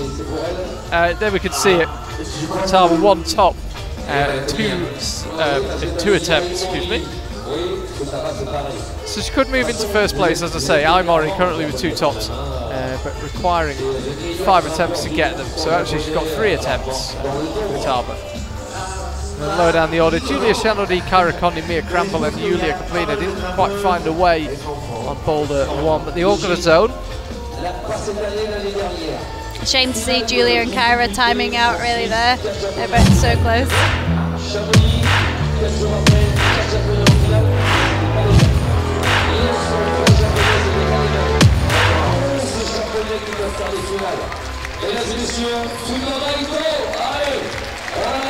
So here is Futaba, ready to roll. Women's 2 in the final here in Toulouse. It's the last day of action of the IFSC season. It's interesting when you walk out having known some people have flashed it, some people have topped it, some people haven't done it, and you're a little bit like, okay, what's going on? Because when there's a really definite mix, it's quite hard to know what's going on.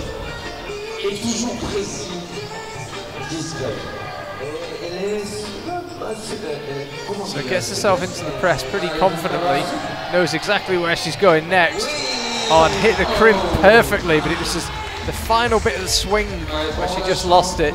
So she kept her shoulders went with the swing there, so she needs to almost keep her body parallel with the wall in order to let her weight drop underneath the crimp instead of letting it swing away from the hold. That's close though, and she looked so solid in that setup. Yeah, she cruised out of the starting position into the press and actually looked like she hit the crimp pretty accurately. Yeah, she knew exactly what to do. I think she just lost it on the swing there. Almost too casual.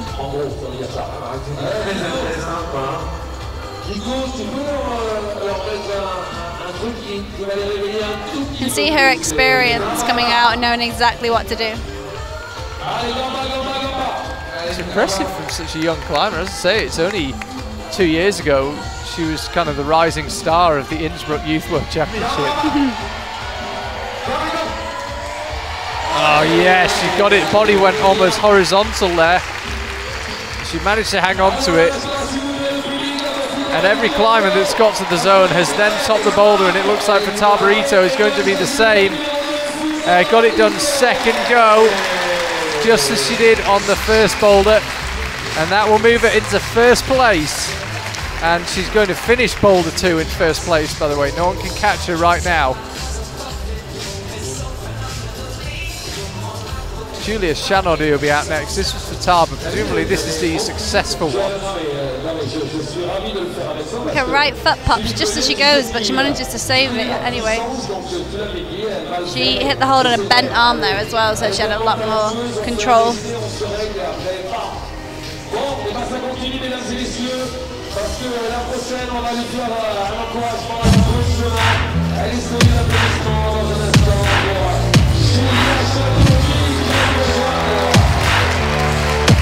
That's one of the good graphics. She started really strong and then, if it was being critical, kind of tails off at the end. I think it's quite hard when you have a camera pointed at you for so long, you kind of start looking around. Oh, like, are you done yet? They tested it on me. Mine were ridiculous. Yeah, 10 seconds feels like a week.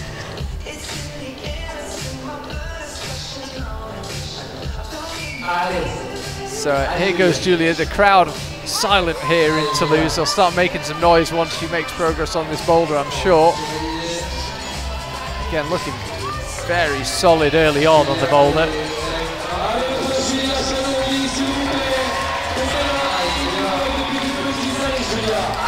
Knows exactly how to set for this move as well. Gets her left hand right where she wants it to be.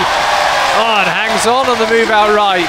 We saw a flash of this boulder from Luchka Rakovic. Could we see another one here from Julia Chanori? Looked like she was a little bit short on that volume, but got it well enough and does flash it. Great stuff, Julia Chanori. Flashed the zone on number 1, but couldn't find the top this time. She flashes the whole boulder.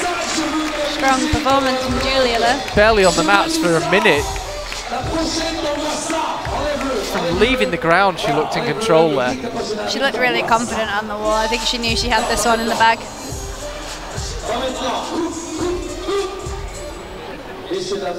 I felt she was a little bit short on that volume. But I agree, yeah. I think she didn't quite go as much as she intended to, sorry. But didn't seem to hold her back at all. Here's Kyra.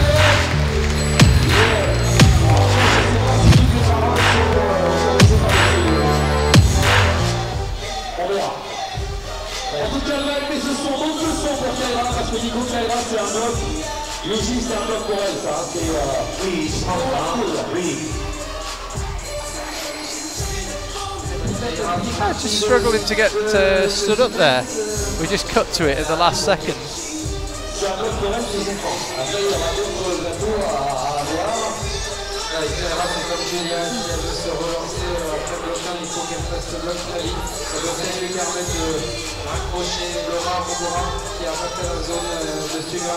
En tout cas, souvent, on la voit faire des torsions, on a vu Luchka faire un peu du devant derrière, ça doit être dur pour le dos là. Le dos, il a été la rude épreuve dans ce bloc. Oui, hein. Les prochaines minutes, par exemple, oui. So Kyra, yeah, just struggling to get stood up. Not ideal for someone who's had back problems. I wonder if there's some alternative method. She's spoken online actually about having 10 vertebrae spinal fusion. I believe she was told by a nurse that climbing isn't important. And yeah, she's definitely showing that nurse that she's made of real strong stuff. So to see her out here absolutely smashing it is really, really cool. She doesn't let it hold her back. She works incredibly hard for this. Yeah, she does, but I think one of the few times you can kind of visually see the effect of it is in a move like this. You've got to arch your back in that way. Just see it's causing her a few problems. She is really determined though, and I think she tries really hard to figure out ways around it, and she, like, I've never heard her use it as an excuse. No, never.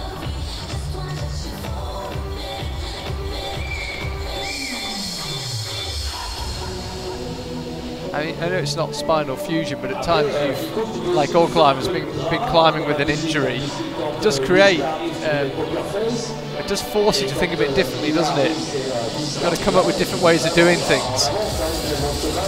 Yeah, definitely, and I think we all have our strengths and weaknesses. I think, yeah, definitely nothing compares to Kyra's spinal fusion. I think what she does is incredible. But yeah, she talks a lot about finding different ways around climbs, and I think that's what she's trying to do here. I do wonder if she tried facing out if it would make any difference. I have no idea whether it would or not, but yeah. I wish I could run up and say, turn around. Don't worry guys, I'm not going to do that. Well, what are we, 20 metres? Well, I could probably throw my biro at her. Yeah, I wonder what it would be like facing out. I wonder if it was just the route setters playing around. Definitely one or two issues with the back. Of course, Kyra got what she came to Toulouse for, so I don't think she'll do anything that might risk her health. I know you've got the adrenaline of competition, but I just think she'll want to figure out a way on the boulder though. There'll be a way for her to figure it out, and I think she knows that. She's such a determined climber.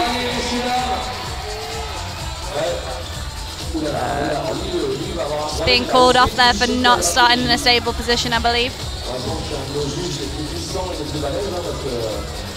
15 seconds to go now.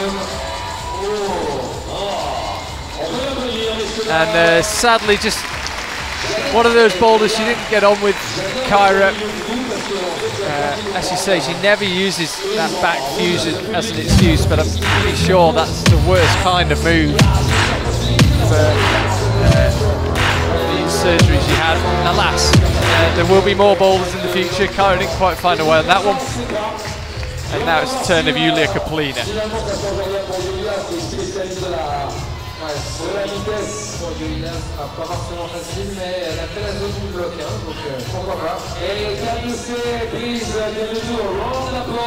Just had a little wave off Kyra's mum as she was walking past. Great to see them, parents. Always super supportive. Now this is a weekend they'll never forget. I definitely think so. She's having a little giggle. I don't think she quite expected that. No, we had a boulder yesterday for the men where starting it was proving problematic, but once the climbers got into position it didn't look too bad. Maybe this is a similar one.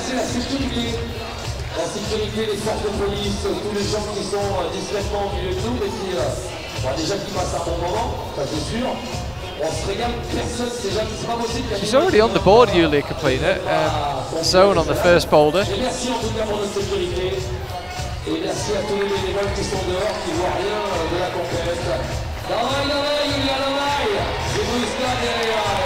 Crowd cheering as she gets that right foot in place. Oh, this is great stuff from Julia Kaplina. She's fighting. Needs to slap the top of that volume. Right, as soon as started to move away from the wall, it looked tricky. She lost the right foot there. As soon as that slipped, that one point of contact, she was gone.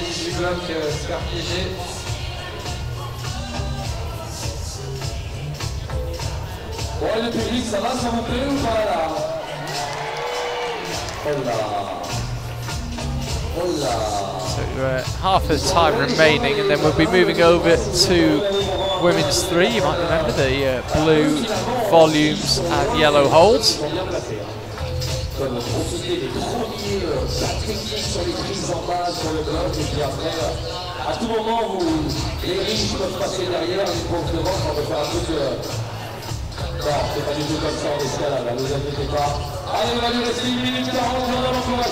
So remember, she's got to get 2 limbs on the left, 2 limbs on the right, hence the 2 bits of tape on either of those volumes. Not happy, there's something wrong with that elbow. You can see pretty heavy brace on it. Obviously felt it was aggravating it, and a bit like we said with Kyra, you've got what you came here for. There's no point taking any risks with your health, so Julia Kaplina will head backstage. When you're backstage, is it, to me often it can feel like quite a long time since, between seeing the climbers on. I'll resume in just a second. That's how it stands right now. Tarbarito leading the way from her compatriot by virtue of having needed 1 less attempt on the boulders to find her 2 tops. And it's Ivor, look to Rakovic, who knows now that she will finish ahead of Mia Krampel in the Slovenian battle. And then Julia Shanodi, Laura Gora, Kyra Conley, Mia Krampel and Julia Kaplina. Yeah, it can feel like quite a long time between seeing climbers? Does it feel like you have a lot of time behind the wall in the competition, or does it feel like it's just a split second and you back out again?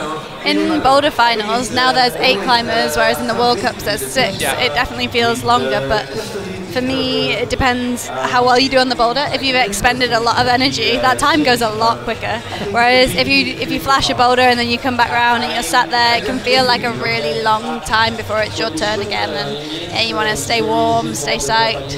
It's quite, yeah, that time's really important. Do you have any routines or any set things you like to achieve between your boulders?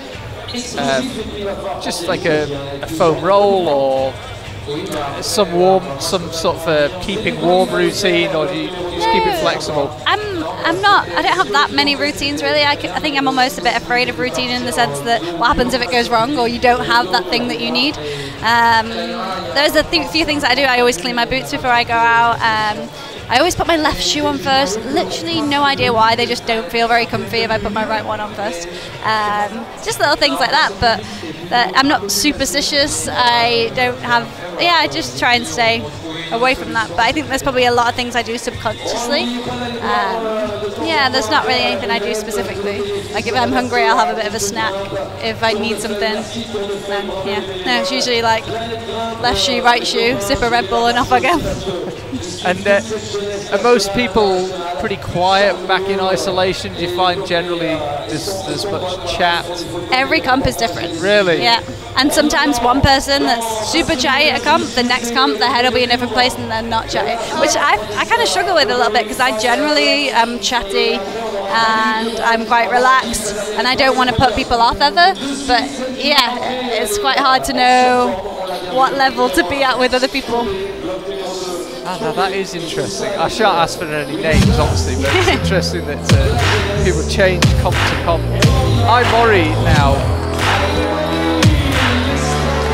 16 years old. Incredible. Well, I remember you climbing at Awesome Walls. You must have been even younger than that.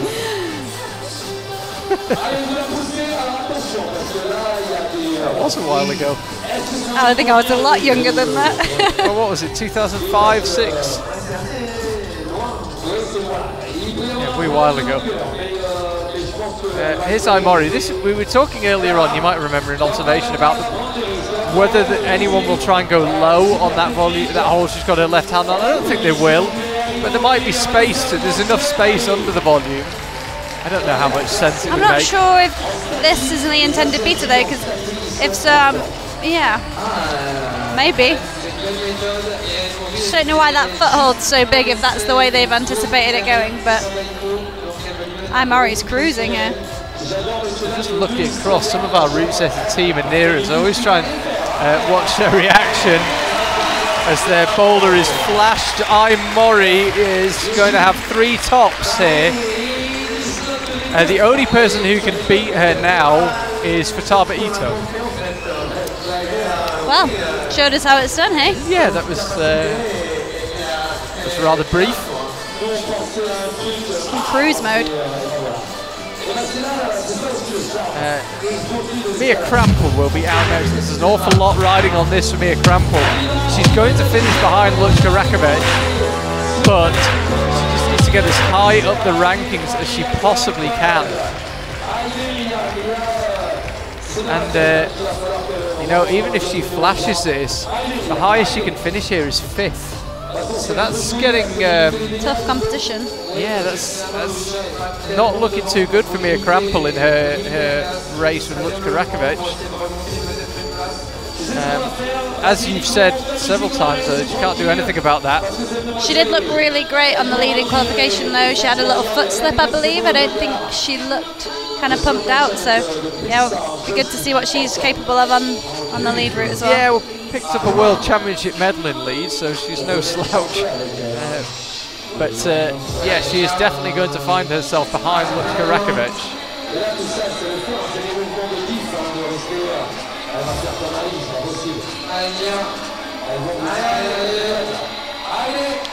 It's a foot she's launching from, a little more dynamic than Imori.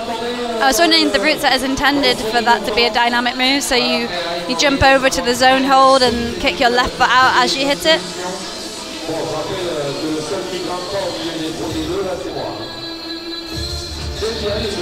They don't tend to put big footholds on for us unless there's a reason.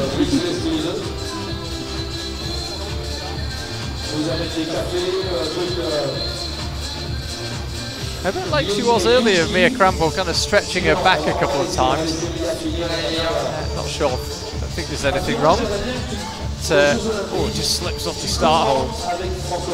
Always uncomfortable when you slip off on the first move onto a straight leg. No, it's incredibly frustrating when the holds are slippy on the wall. You want to just get going and get climbing. Conditions in here must be pretty good, I'd imagine, though, but the lights have quite an effect, don't they? The lights are so hot, and it's hard to explain how warm it can get out on the mats. It's freezing out here. Everyone's sitting around has got big down jackets and beanies on. Yeah, up there on the mats it can be a totally different story.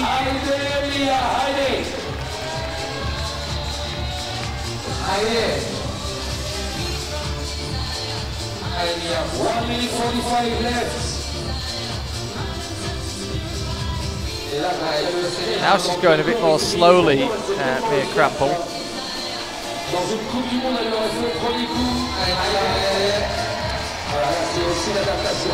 This looks a little more promising. The key will be when the feet release. Slight loss of balance there. And again, stretching her back.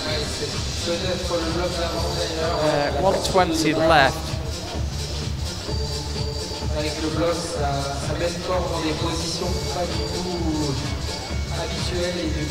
Maybe one of those boulders that if she had a long time on it, she could do, but you've got to figure it out in real time. She's getting herself in that position where she can't cut the feet off. Yeah, a question I get asked so frequently is how hard are the boulders? And I think often it's not a case that they're that wildly difficult, but just figuring them out in such a short space of time with all the pressure. Yeah, if you got on this at the climbing gym, it might not seem that difficult, but it's a different story when you're out there on the mats. I think people underestimate how long they rest for as well. When most people climbing, they could easily take a 4-minute rest. Yeah. You can't do that on these boulders, so yeah, absolutely.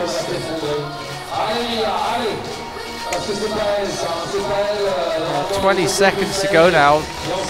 Mia could be in a bit of trouble if she can't at least get a zone here.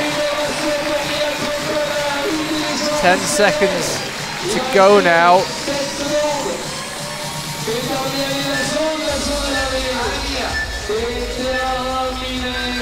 And that could have big repercussions. 7th for her in speed, and she's likely to finish 7th in the bouldering as well. If Yulia Kaplina could find a zone, she would actually move ahead of Mia Crampel. Lutz Karakovic, meanwhile,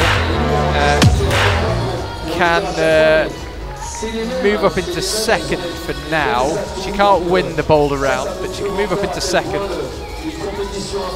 with a top. She, I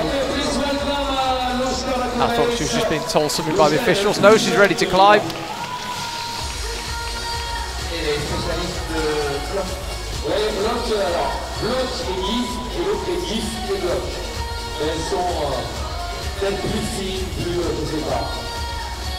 Ce qui est impressionnant, c'est que Louchka, la plus simple physique de GIF, elle est très légère, très fine, et pourtant en bloc, elle est... What method will be employed here? Allez Louchka, allez,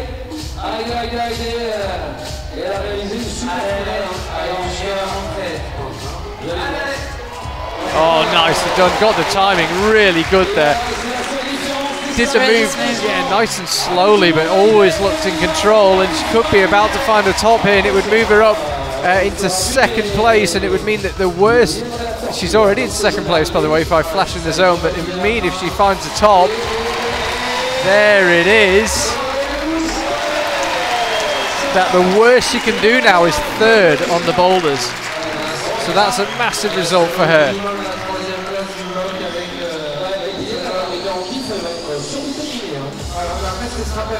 So much riding on this one, on this whole competition, I mean, but that boulder there That right hand, the zone, is really not a great hold as well. It's not like she's swinging around on a jug there.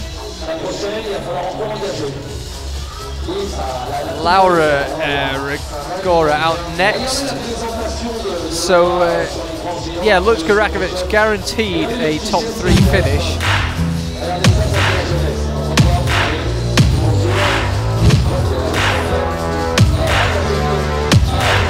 I love Laura's graphic. It's the guns. Start having a think about your one. I'm open to suggestions if anyone out there's got any.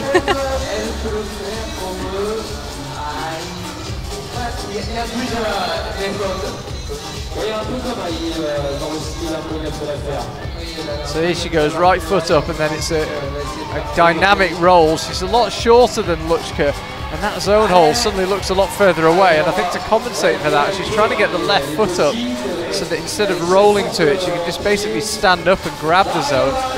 The hold she's got her left foot on is dual texture though, so you've got to be so careful where you place your toe. Same beater as Mori here, we saw earlier. Real display of technical climbing, just really understanding how your body moves.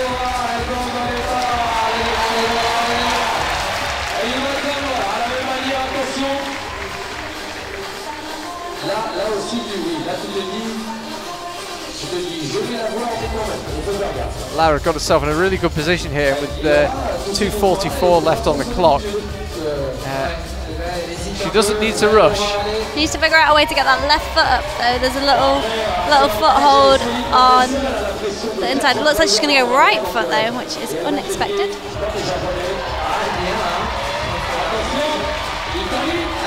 Trying to figure out the top position.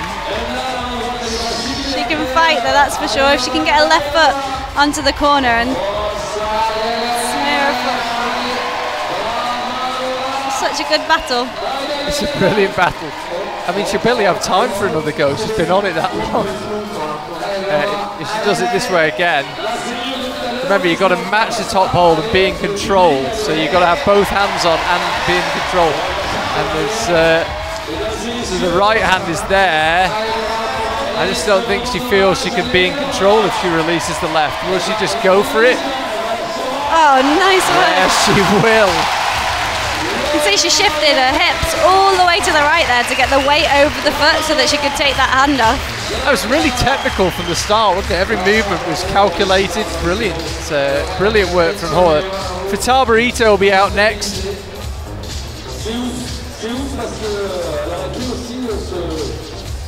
I think it would have definitely been easier if she'd have managed to get her left foot up instead of the right, but she made it work for her, and it's all that matters to get that top.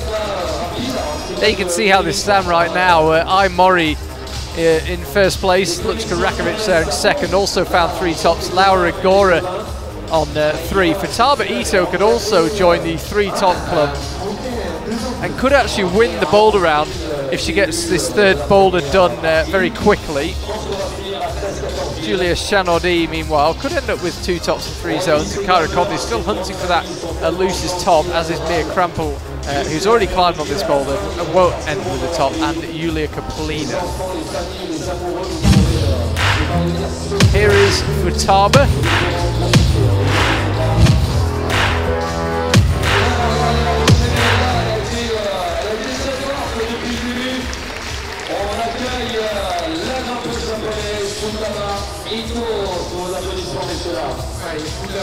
Futaba, si elle veut gagner le bloc, il faut qu'elle fasse le bloc du premier coup, sinon elle sera derrière les Mori Contreras. Est-ce qu'elle parle français, Futaba? Je pense pas, mais elle va bien avec. Just studying the boulder before she commits to it. On va pas le dire en anglais, on va le dire, mais il est en japonais, hein. Et voilà, et là pour elle ça serait bien parce qu'elle était bien placée en vitesse. Hein. Almost, 40 seconds elapsed before she pulls onto the boulder. Now she gets going. Will it be time well spent studying, figure out what to do on these initial moves? pense qu'elle sait, il y a pas mal de filles, elles sont sorties et elles savent ce qu'elles ont fait. Amazing flexibility. You can see what a basically rubbish foothold that is. It's dual texture. You can only really use the nubbin. It must be smaller than a thumbnail, the bit you're actually standing on. And like most of the climbers who've succeeded, she seems to like the static method, not risking too much. Now she goes a little bit more momentum, just barn doors, gets the timing just right. Yeah. Just as things got critical, she stabbed that left foot out. This is still her first go. It's quite a time-consuming boulder problem. Yeah, it really is, isn't it? Laura Gora was up there, I think, about 2 minutes. Oh, easy as you like on the top for Futaba. So that means she's going to win the boulder round. So it means a lot to her. Yeah, she's going to move into first place. And that'll move her into first place in the overall rankings right now. Yeah, well, she was fourth in the speed. She just jumped from 7th to 1st in the combined ranking as it stands currently. It's brutal, this multiplication system, isn't it? Because people go flying up and down the order. I find it really hard to figure out what's going on. Everyone shuffles around and one top changes everything, but it's quite exciting at the same time. It is exciting, but it can be hard to keep track of as we welcome Julia Chanaudy. It can be hard to keep track of because what one person does affects what the other person does, which means their ranking changes. It's certainly dramatic. Julia Chanaudy here, by the way, could book herself 4th place on the boulders. Her top, no matter the number of attempts, would do that for her. She'd move ahead of Laura Gora. She flash boulder 2, Julia Chanaudy. As I say, a top, regardless of attempts, moves her into 4th, and she will stay in 4th. Nobody would be able to shift her out. And she was 3rd in the speed as well, so that'll be a good start, 3rd and 4th, with leads still to come.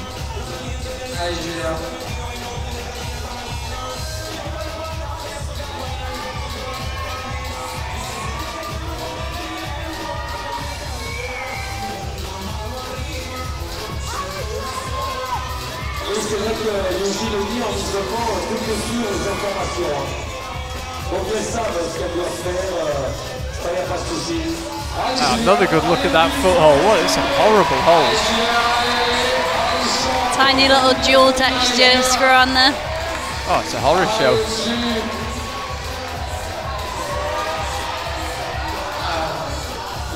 Not quite getting the height to get round onto the texture of the zone hold there. Now, interestingly enough, she actually can't move down the order, I don't think. So it's top to move up, and nothing just keeps her exactly where she was. So no point really counting the attempts here for Julia Chanaudy. It's just a case of getting it done. Yeah, 3rd in the speed, 4th on the boulders would be a really nice result. 5th wouldn't be too bad either. We just haven't had enough of these combined competitions to really have much data on, what numbers you need for this. At all. And also, I guess, having not seen the athletes perform in these events, it's really hard to make predictions. One thing I really feel about these combined competitions, though, is that things change so quickly. Very quickly. You just said, was it Futaba went from 7th to 1st? Yeah, with one top. Yeah. It feels like someone who wasn't in contention. I mean, a bit like Yanya back in August. Didn't go great on the speed, couldn't do the first boulder, and then suddenly wins it. People can kind of rocket up the order in that way. There goes Julia. I think maybe just realised she needed to get the left foot out a little bit too late, or perhaps had already started to swing a bit too far.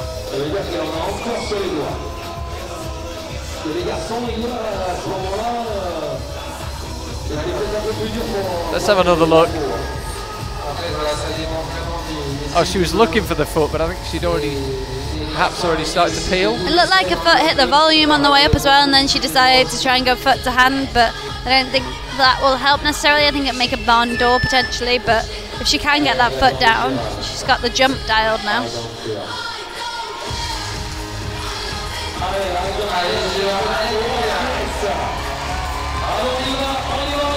.45 seconds out. As I said, attempts don't matter here. It's all about the top for Giulia Scianodi.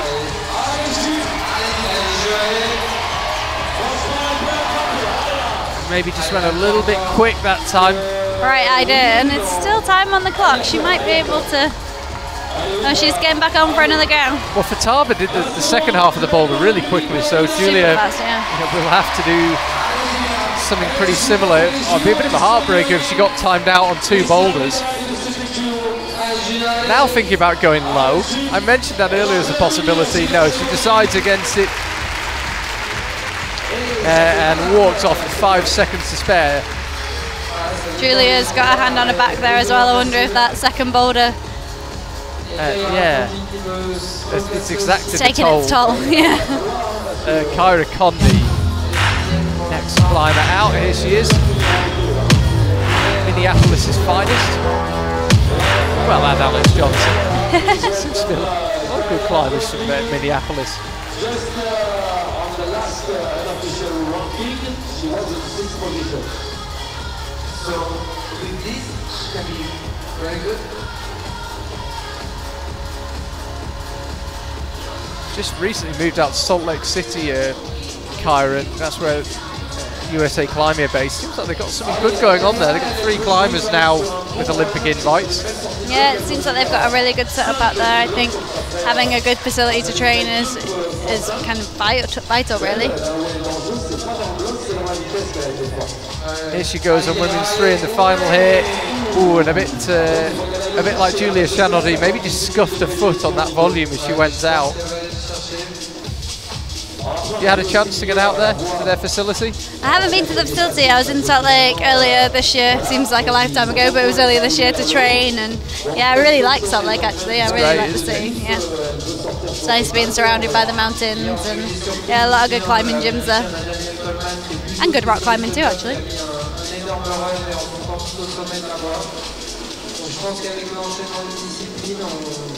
I think Kyra knows exactly how to do this move, but as I say, she just caught the volume. I think maybe just tapped her foot a bit as she went. Same thing again there. It looks like the left foot catches almost. Well, it's really tricky, isn't it? Because you've got to get your feet around the volume without your body moving too far away from the walls. Real accuracy required. Yeah, you want your shoulders to stay parallel. You don't want any twist, ideally.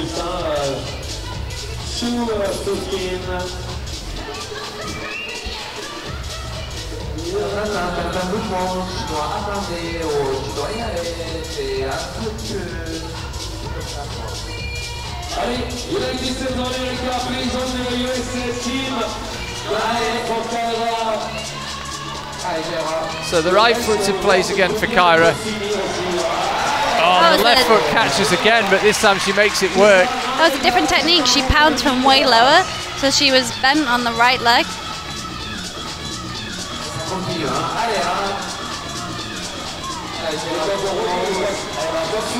Now gets herself in position and tops. Or does she? Not just yet.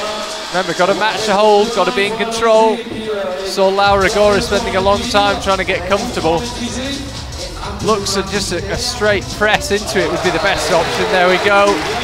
So Kyra ends with the top, and actually that keeps her right where she is. Somewhat frustratingly, she'll stay in 6th by virtue. She needed more attempts for her top than Giulia Scianodi. So all that effort, and actually it's kept her right where she is.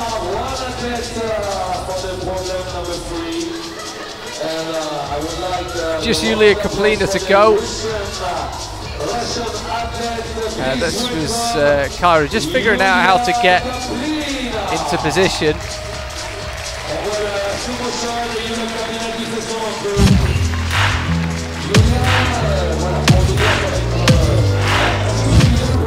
So Yulia Kaplina, final climber out on this boulder.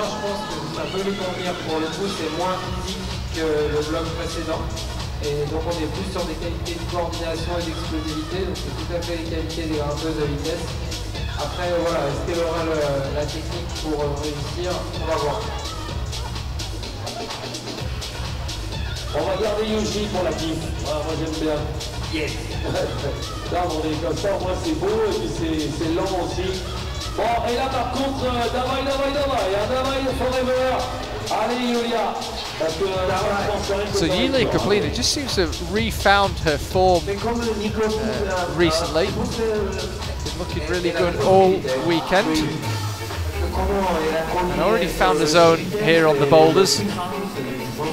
Got zone on number 1, boulder number 1 on her 4th attempt. Really struggling with the elbow. She actually decided against further attempts on number 2. And just look at this boulder here. You're going to put a lot of weight through your left arm if you can attempt that move up to the zone. We'll see how she fares, but just something to be aware of.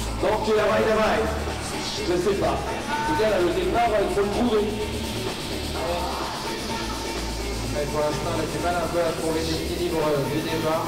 Et la Russie, ils ont une belle équipe de blocs. Enfin, ils ont eu toujours de bons bloqueurs. Look at determination on her face. She's laughed on a couple of the boulders when she was struggling with a couple of moves. But this time she looks pretty focused. Maybe a finger tweak as well now, but yeah, definitely something not quite right with that left elbow. Après, Yulia Branchou, il y a toujours des en bloc et vitesse. Et il est fort en kiff aussi, parce que Dimitri Fakarianov. Et c'est plutôt des bloqueurs et des grimpeurs de vitesse. Again, struggling to get started. Bon, en tout cas, après elle, messieurs, dames, vous aurez. Voilà, on fera un tour sur le programme et surtout sur le classement provisoire. On aura un break de 20 minutes. 1 minute 40 for Yulia Kaplina. If she can get stood up, as I say, I think potentially might have 1 or 2 problems with the left elbow as she moves out. But first things first, need to get started. Just after Yulia Kaplina, we're going to have a break, like 20-minute break, with lead observation, 6 minutes for the lead observation. And if you want to drink or eat something, allez Yulia! Allez Yulia! 1:10 left for her. Can she find the starting position? Yeah, she's just getting a bit tied up trying to pull on.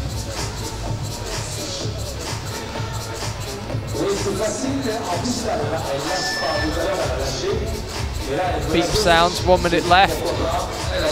Getting a little bit frustrated now, Yulia.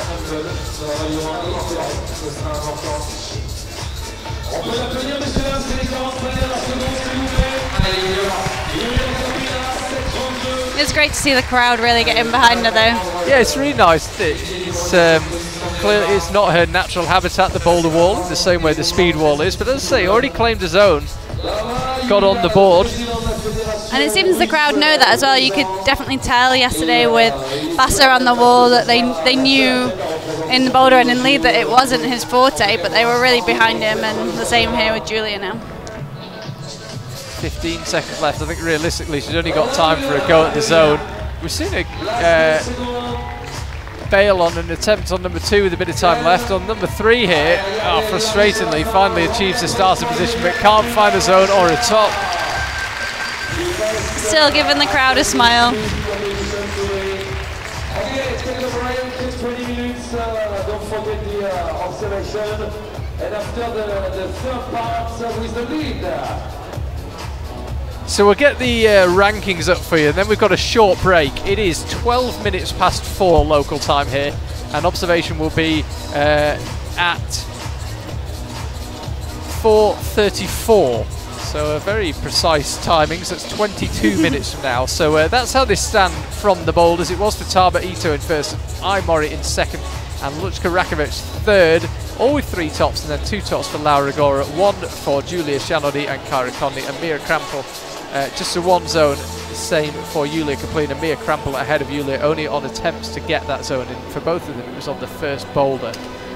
We'll check as the scores are uploaded where that leaves us in the overall standings with just 1 event to go.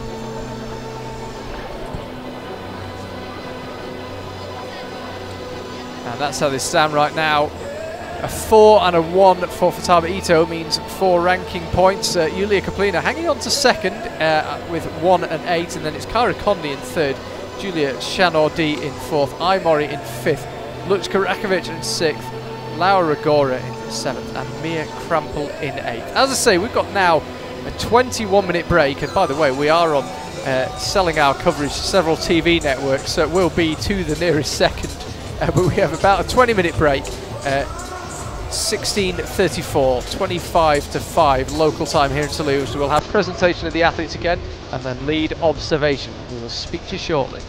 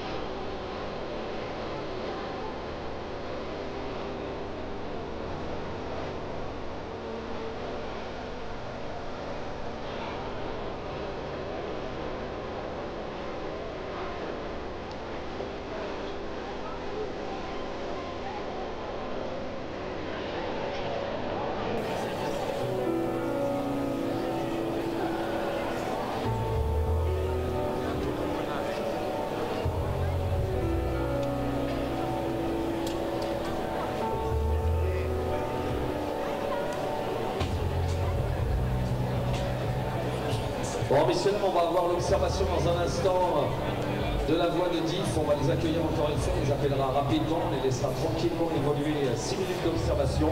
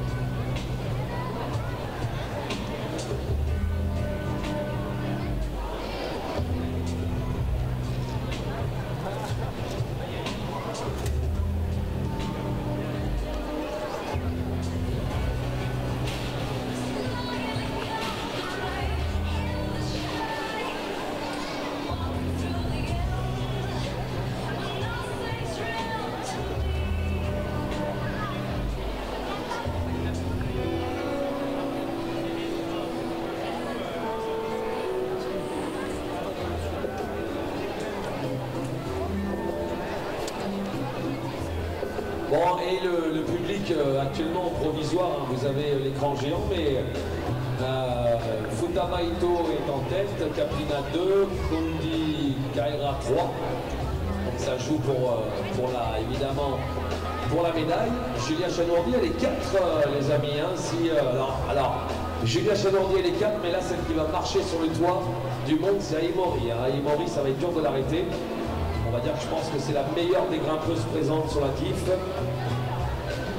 Louchka Rakovic, elle est pour le moment 6e, 7e Laurent Rogora et 8e Mia Krampel. Donc ça c'est juste avant la dernière partie et discipline de ce TQO.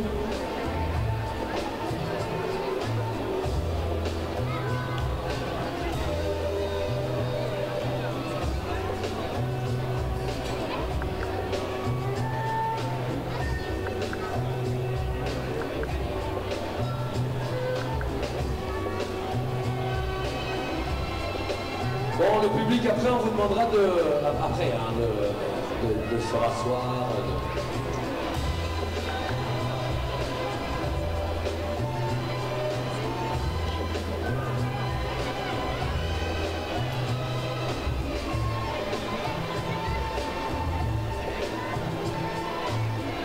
Alors, cette voie, au niveau de la cotation, on demande toujours la cotation des voies. Je pense qu'on est dans le 8B+, bien tassé chez les filles, peut-être du 8C, on verra tout à l'heure, on demandera à Nicolas Januel. Là on a d'autres ouvreurs, hein. On avait des ouvreurs du bloc et des ouvreurs de la DIF.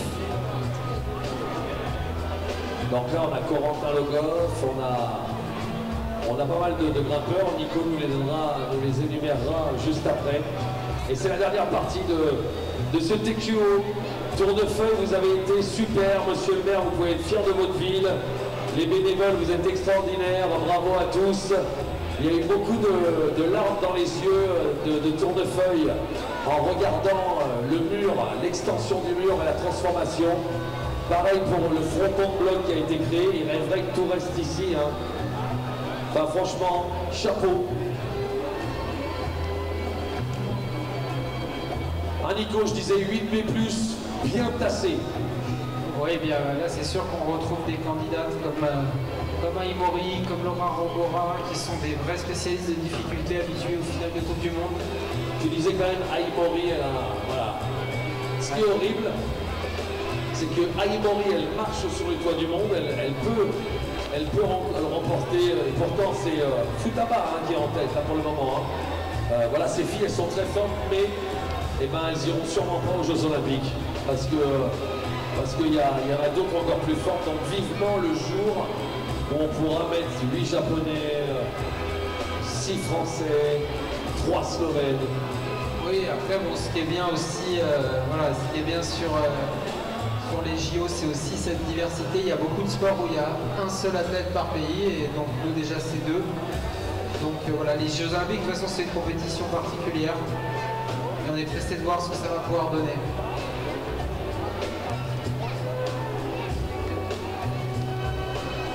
Bon, mesdames et messieurs, en 30 secondes, on va les rappeler pour l'observation. In 30 seconds, we'll call the athlete for the route observation. After 6-minute time to do the job and the last part of this TQO. On va les appeler évidemment dans l'ordre du départ, de la première appel. Et please welcome for the route observation from USA, Kaira Kundi. Welcome. So climbers coming back out now. Actually, apologies, I told you we'd be starting at 34. It's 24. They just shifted the schedule forward. I thought you couldn't do that with TV, but turns out you can. So the athletes are being brought out early. This is 10 minutes to the minute ahead of when we expected to see them. We had to scurry back from the foot of the route where we were inspecting alongside Adam Pustelnik, the chief route setter, and all 8 climbers back out now. And they begin their 6-minute observation period. Sean, you finish your snacks? I have, yeah. Right, I'm a okay. cereal snacker, sorry. Yeah, we got a bit of a shock. They said 34, it won't change, it's TV. And next thing you know, we're underway. But there we go, we're back on.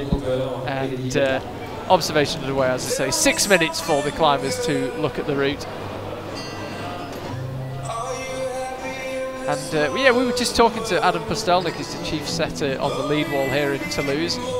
You'd read it pretty spot on. It's yeah, what tell us about the route? You tell us about it. Yeah, I was quite surprised actually when we went through the route with Adam. I've read every move exactly as they planned it. Yeah, that doesn't always happen. Apparently the route is quite consistent, but not so hard at the beginning. You don't want to rest, you just want to move through it. And then in the middle of the route there's some pink balls. You can have a little rest on the first pink ball apparently. Is what they're thinking the climbers will do, and then from there it's quite beefy is my word I'm going to use. He said it's quite powerful. There's the first of the white holds, so after the pink holds in the middle, the first white holds coming there.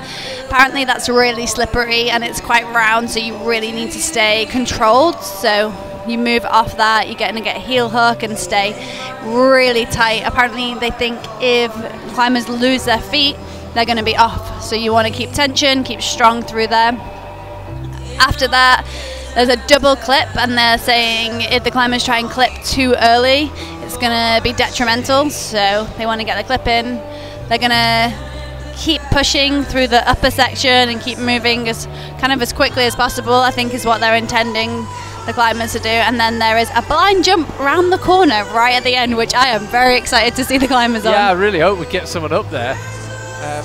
After the blind jump there's a little quite a tricky press, it looks like, a really big move to the second to last hold, and yeah, and a victory. Nice chill move at the end. Yes, big black triangle volume, nice positive hold waiting for you at the top.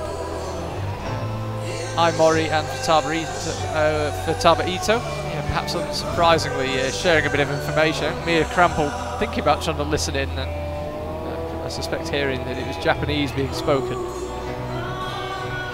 One thing to note that Adam mentioned as well, chief route setter, is that there's only 2 holds on this route that have 2 scores. So there's only 2 holds that you're intended to match. So it is quite a simple sequence from a scoring perspective.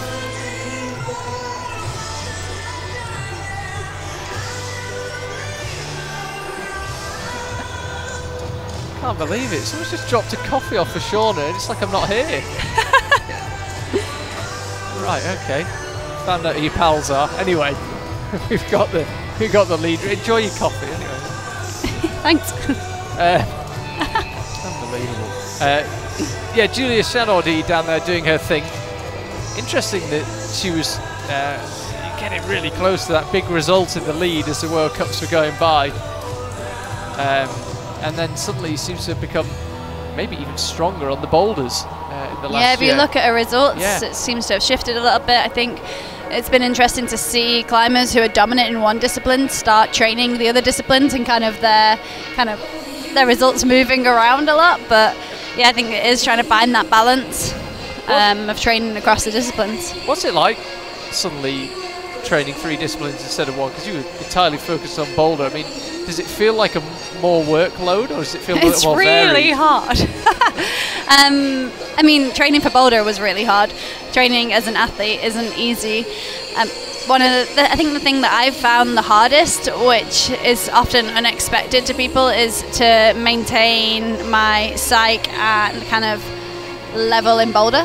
I think everyone assumed that would be the easy thing, but I've gone from training 6-7 days a week in boulder to training 6-7 days a week across 3 disciplines. So to stay as good and as fit and as motivated as ever in boulder with 2 other sports on top of it is really hard. But a lot of my training does cross over, and yeah, I think now I found a really good balance, like a life balance as well as a training balance, which is really important to me. But yeah, it's not easy, and physically it's really demanding. We're training across different sports which require different muscle groups, different energy systems, and it's incredibly taxing on our bodies. But yeah, we choose to be here, so can't complain. Beats having a real job, hey? For sure. That's what I always say about this job. Oh yeah, although every now and then it does sound quite nice to sit down for a bit, but I'm not very good at sitting down actually. I'm feeling fidgeting sat here now. Yeah, Charlie Bosco and Shauna Coxey here for this culmination of the IFSC Olympic selection event here in Toulouse, and the culmination of the season. It's been one of, if not the longest IFSC season of all time. Next week, in fact 3 days from now, will be 8 months to the day since we got going in Meiringen. So well-earned rest coming for all these climbers. And then back into training mode, I'm sure, somewhere around the new year. Julia Kaplina just down the front there. She's done what she wanted to do when she came to Toulouse. It was really a battle between her and 4 other speed climbers. It was always likely to be a battle between one of those 5 for a place in the final. It was her who took it.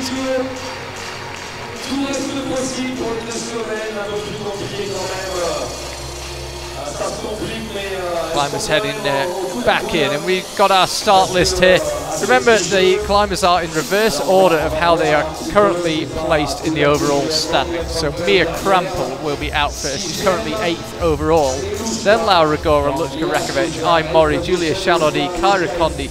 Julia Kaplina is still in 2nd overall, and Taba Ito is in 1st. I find it quite interesting watching the combined format, because with the climbers coming out in reverse order of ranking, it's not necessarily in the strongest reverse order for that discipline. So obviously with a lead World Cup, you're watching the best climbers last, or the best ranked climbers last, but that's not necessarily what's happening here. So yeah, kind of makes it a bit more exciting in a way. It's true actually. I mean, if you look at the last 3 climbers out, Kyra Condi we know for her bouldering, Julia Kaplina we know for her speed. Yep. And Futaba, well, actually Futaba can do everything, but this super strong lead climbers, Lutka Rakovic, I Mori, Julia Chanaudy are kind of middle of the pack. Mia Krampel, who picked up a World Championship lead medal, is out first. Yeah, it's an interesting point. Kyra had a really good qualification round in lead as well. Yeah, she did. Fought really hard, and yeah, I think we're going to see people really battling it out on this route. It sounds like it's a route that you can kind of chill through the first half maybe, but then once it gets feisty, you need to really fight to stay on the wall, not just make the movements. So yeah, that's where the climbers are heading for the top. I said it's a nice positive triangular volume, and there's also that white hole just on top of it as well, giving you something to aim for. 42 moves in total. And as Shauna mentioned, there are only 2 holes on the route that you match, which is quite unusual for a lead route to have so few. And yeah, 42 is the top, only counts as the top once you click the quick draw though. Could be interesting though, often, as you rightly say, we get climbers coming out late who we'd expect to perhaps take the lead, and whilst it's certainly possible today, Mori, who's been looking immense in the lead, is only the 4th climber out. So we shall see, although we had a World Cup earlier this year in Briançon, where Hidemasa Nishida set a high point, first climber out, nobody managed to pass it, so it does happen in World Cups. It does. But, the order, as you rightly say, feels a little more jumbled up here. Yeah, that was an amazing World Cup. The 3 Japanese climbers on the podium, none of whom had ever been on a podium before. Yeah, a mad day down in a different but equally nice part of the south of France. Just talking about the World Cups actually, and feel free not to tell me, but do you have any idea which World Cups you might do, how many you might do? Are you going to do any? I think it's going to depend on how the off-season goes, or the pre-season. So right now I'm training, and I will make the decision closer to the time probably. There's World Cups I'd like to do because there's places I want to go. But also it's got to fit with the plan, and the plan is the Olympics. So, you know, everything, like you said, this year I've definitely made choices to miss World Cups because of the Olympics, and there's a lot of World Cups that I absolutely love going to that I decided not to go to, which is hard to be sat at home knowing you want to compete. But for me, it wasn't about the overall boulder season this year. It was all about Olympic qualification, and that went way better than I expected. So yeah, next year it's all about the Olympics, so it's whatever fits and leads into that in the best way. Because we've been speculating, say we, observers, about how people will manage their World Cup season, and I'm certain anyone who's already got their Olympic invite will manage their workload. I don't think we'll see climbers going to every World Cup. Yeah, you say that, but then this year you've seen Janja Gombrich do every single World Cup in boulder and lead. She did, but I mean, yeah, you've got to make your choices, and they've got to be what's important to you. And if climbers want to, then I'm sure they might do. Yeah, but yeah, I mean, I don't know. I think for me, I've never doing a full World Cup season in one discipline is hard. Doing it across multiple is a lot, and something that I've never kind of thought to do. I think Sean McCall actually did every single World Cup last year, boulder, lead, this year. I was already calling it last year.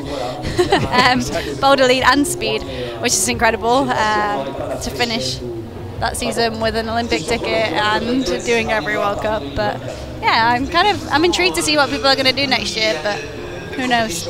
Yeah, I think everyone will manage it differently, I guess. I guess it depends what sort of volume you want of training, how much you feel World Cups actually help your performance. Are you at the stage now where you feel, I know there's always things to learn, but you feel like you kind of know how to compete, basically? Yeah, one thing I don't feel like I necessarily need that much of is experience now. I have a lot of experience of competing in boulder, especially, obviously, not necessarily the other disciplines, but yeah, I think for me mainly, if I feel good on the wall and I'm happy, that's where I need to end up. So yeah, if I feel like I need to do World Cups, then that'll be something I discuss with my team. But it's definitely for me, it's a team-based decision. It's not just a personal one, and I respect and trust my team a lot. So it's a nice position to be in. Yes, it's a really nice position to be in. I mean, one of the things that must be difficult to replicate is climbing on World Cup type and standard boulders. Do you find that there are enough places you have access to where you can get on those kind of boulders and try and do them in 4 minutes? It's not really something I necessarily look to do. I'm not really looking to do boulders in 4 minutes in training so much. I've done that a lot, and I almost think the more climbing I can do, the more I can learn my body, the more I can be on the wall. Yes, being on World Cup style boulders is useful, but kind of making stuff up, making boulders up, having fun in training with Leah and with friends, that's where I feel like I get the most energy and the most out of my training. So that's kind of what it's mainly focused focused around, I think. But the World Cup style is massively important as well. And it seems, judging from your social media, that you go on a few training trips. You've been to LA in recent years, haven't you? Yeah, so Leah and I have done training trips in the past. And is that just to experience a different setting style, or what are the outcomes of those trips? Yeah, there's multiple different reasons. I think for me, when I go on a training camp, it's a very different mindset to being at home. Plus, you've not kind of got all of the mundane life stuff getting in the way of being in that training mentality. You know, there's no dishes to do. Well, Leah does the dishes. I'm kidding. But there's no laundry. There's no kind of post to open. Just the things in life that you do every day. It kind of takes away all of that, and you can just be an athlete for that time while you're away and really focus on training, which makes a really big difference, and you can put so much into it. But I also love being at home and training at home, and I massively appreciate the support network I have around me. Yeah, and I really miss I miss home when I'm away. Miss the dog. Yeah, but I'm massively privileged to have people and things to miss. Yeah, it's it'll be so interesting next year. I think it's who we'll see at which World Cups, I don't know. But first things first. Meanwhile, one of the first climbers, or the first climber out, excuse me, Mia Krampel, is gunning for an Olympic slot. Let's not lose sight of that. And it's between her and Lučka Rakovic. Mia did not get off to a great start in speed, 7th and then 7th on the boulder as well. It's been fascinating to be on the other side of the fence here and feel so sickly nervous watching people compete for that Olympic spot. And honestly, I have a whole new appreciation for everyone in the crowd and for my family who put so much time into watching. It's stressful watching. First chance to have a look at this lead route. Said to be reasonably straightforward, not too much for the out-and-out lead climbers to worry about low down. Was that an accidental cut loose of the feet from Mia? Just as I said, there may not be too much to worry about. And but then once you get off these purple balls, which push out right for quite a while yet, things really ratchet up in difficulty. Mia Krampel, yes, 7th in speed, 7th in boulder. Needs a massive result here, really in the lead to have a shot, and also needs things probably not to quite go according to plan for Lučka Rakovic.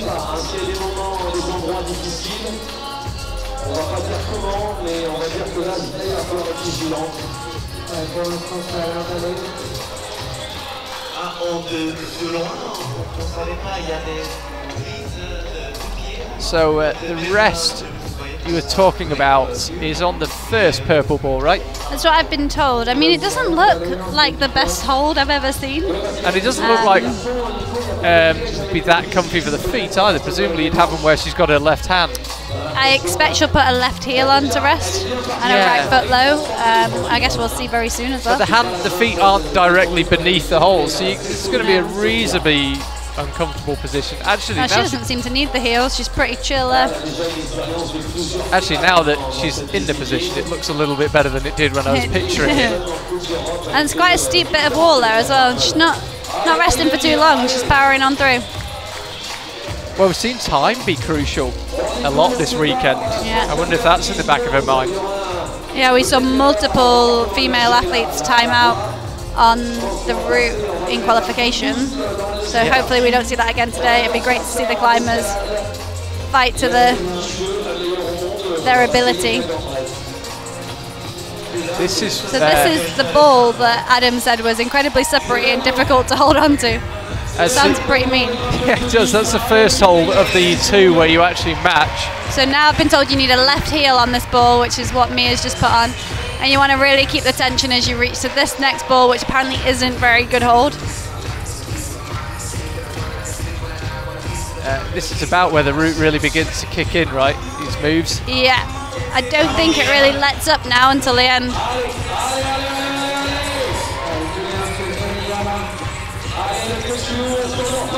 So Adam thought the climbers would take 2 clips from her, but she's already got 1 in, so.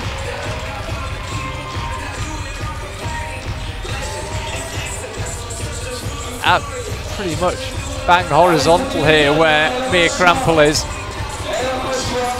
2:35 left for her. 2:35 left of her weekend in Toulouse.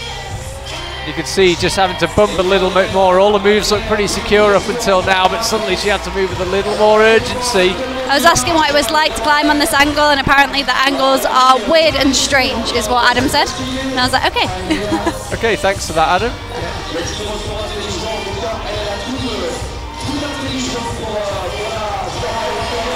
And Mia getting a big cheer from this Toulouse crowd. We said it earlier, they're a knowledgeable bunch and they know when someone's struggling, and Mia clearly was struggling. I think she might have lost her foot there. I'm not sure. She totally pumped out and came off because she was at the end of her endurance. It really looked like her right foot might have slipped just then. Yeah, it kind of went behind. It looked like it kind of fired behind her. That was the left foot. Yeah, trying to execute a foot swap there. That'll be somewhere in the 32-33 range. As I say, 42 holds in total. Yeah, I think that'll be a 32. She didn't move off the hole, so she won't get a plus.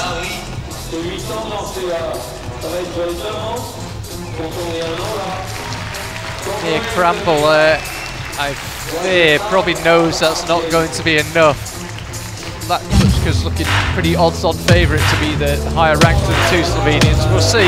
First things first, Laura Igora climbing, who probably has the best graphic of both the men's and the women's finals combined. I think Laura wins. Yeah, I think so. On the graphic front. We'll give her that one. 4th in the boulder, 5th in the speed for Laura. She's a superb lead climber.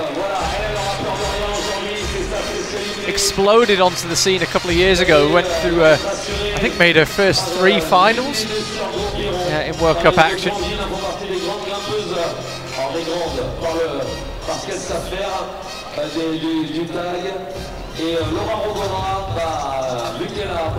Amazingly enough, she's actually the joint 3rd youngest climber here in Laos. She used to be in the youngest.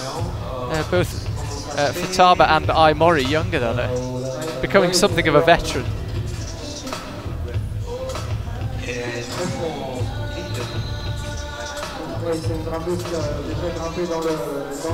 Looks like Laura might be trying to climb faster than she's used to.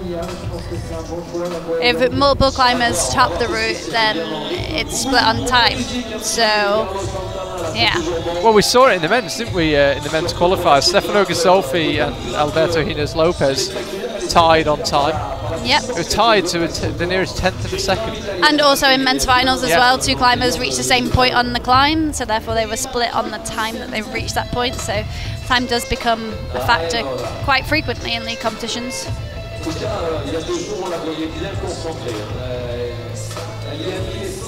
Laura comes into this in good form though. When we went to Asia in the last 2 weeks of October, she picked up 2 top 10 finishes.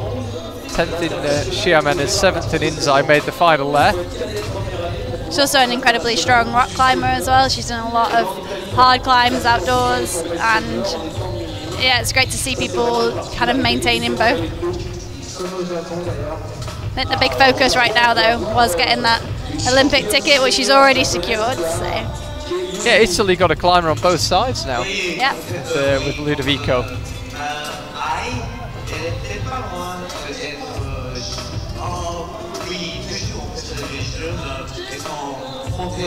Be interesting to see if she takes advantage of this so-called rest. It does look strenuous, but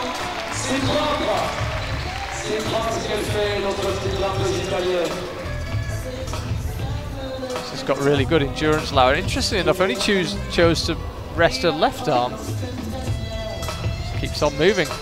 Doesn't need the rest. Or the intermediate. I think you're right. I think she's going to try and climb a little bit quicker than might feel natural. Yeah.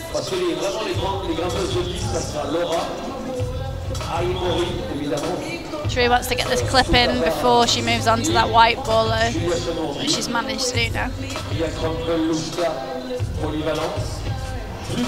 So we're told that once you enter the white balls, then it becomes pretty unrelenting from there on out. Marks a real shift in gear.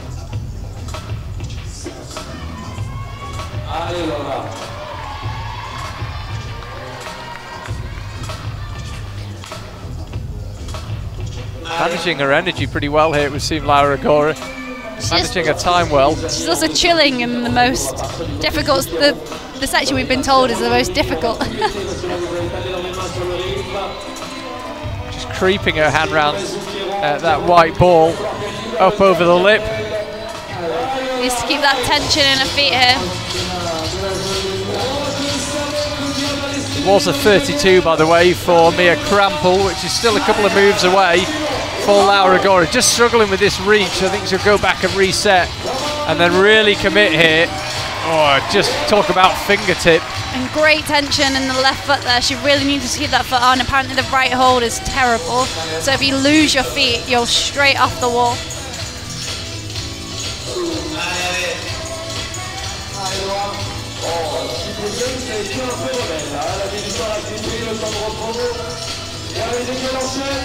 Just over 2 minutes remaining. Laura Agora, I think, has got the pace about right. How's she doing energy-wise? Let's say 32, which is the hold at the top of your screen there, that white one and the triangular volume. That's the hold where we lost Mia Krampel. That's the current high point as it stands. Laura really having to commit to these moves. She is fighting. Yeah, she could do with getting her foot on. There it is, that heel hook. This is quite a tough move up to 32 now. They've all been tough for the last half a dozen or so. Slaps up and cannot quite make it work. So it'll be a 31 plus, I'm sure, for Laura Agora. That'll put her into second place for Mia Krampel. And now, here comes Lučka Rakovic next. The maths could get quite complicated. Definitely. Oh, I lost her foot. She definitely looked tired, but I think that white hoop hold, very slippery. I mean, we could go down the road of trying to figure out every possible outcome for Lučka, but if she finishes ahead of Mia on the lead wall, then we know she's done it then. She'll have a lower finish, a better finish in every discipline.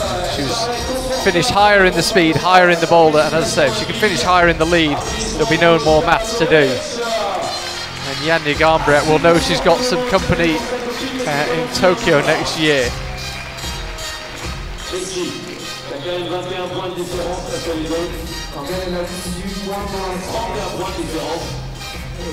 Big moment here. Lučka's certainly the favourite of the two Slovenians, but needs a decent performance here on the lead wall. And as I say, she can seal it if she gets beyond 32, which is where we lost Mia Krampel.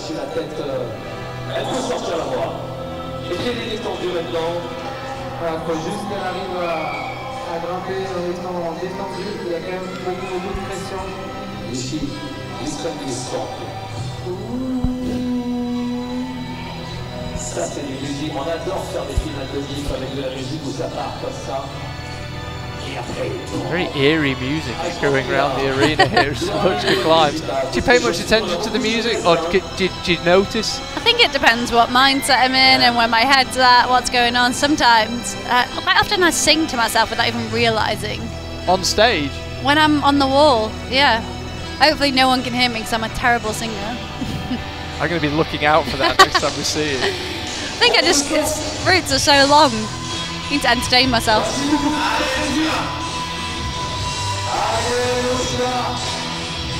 So Lučka Rakovic pushing on up the lead wall. There is an Olympic invite on the line here depending on this performance. She may not need to match or surpass Mia Krampel's high point, but she would just take any of the stress, any of the mathematics, any of the different scenarios out if she could get to or past hole 32. You can really see just then how small these holes are at the start of the route, and speaking to the route setter, this is the easy section in his words, which, yeah, I don't think that many people would refer to it in that way. So Lučka, will she choose to take much of a rest?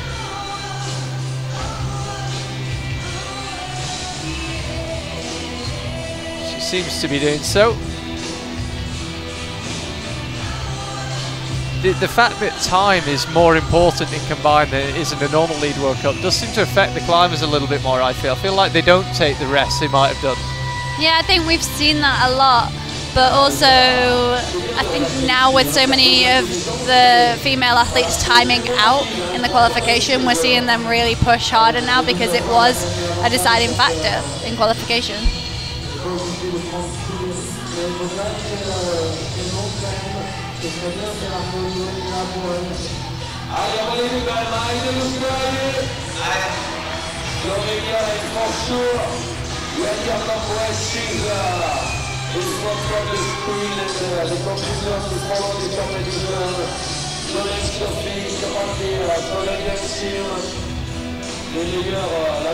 So Luchka now, where we believe the route really gets tough, exiting those purple round volumes onto the white ones. This slippery one to start, maybe just introduces a bit of doubt into the climbers' minds.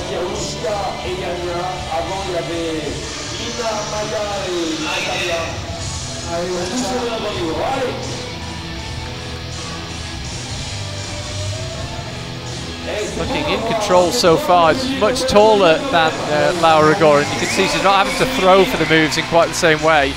This was Laura really had to commit and throw out with that left hand. Luchka can just reach it pretty much statically, excuse me. Picked up a bronze medal in her home country in the lead back in September in Cranj. And she is the reigning European champion in this discipline as well.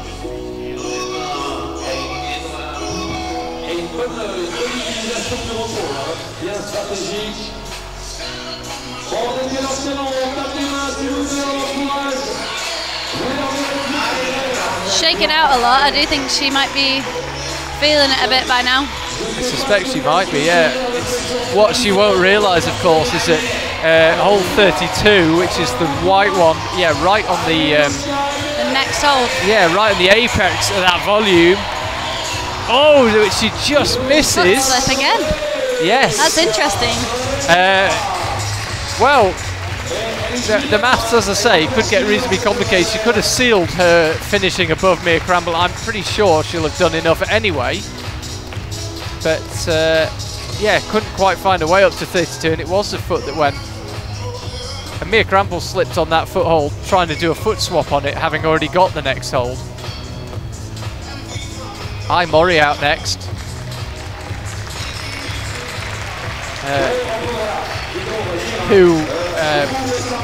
Well, she is. I assume she does get pumped, but it doesn't ever look like it. She seems to be able to recover miraculously when she's on the wall. Often, you see her make mistakes sometimes, or not quite get the sequence, or not have the sequence that will work for her, as she is a shorter climber. But she can just recover and keep going through kind of all odds, it seems.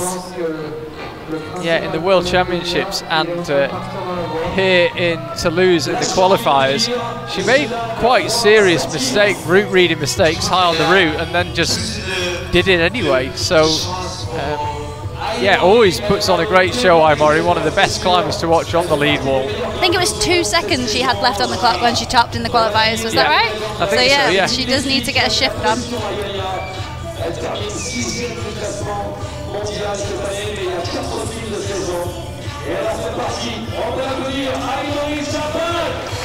Got real pedigree in 2 disciplines though, Mori. 2 World Cup medals in lead this year, and a boulder one as well.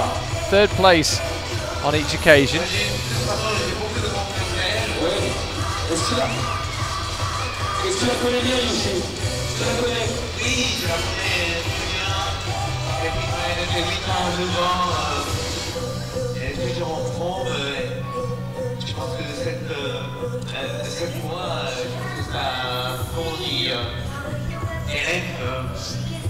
No mistakes so far from Mori. All seems to be going according to plan. She's the 4th climber out, 4th of 8. Julia Shenodi, Kyra Conley, Yulia Kaplina and Futaba Ito still to come after her. Remember, Japan have already filled their Olympic quota, and therefore won't be taking anyone from Toulouse. I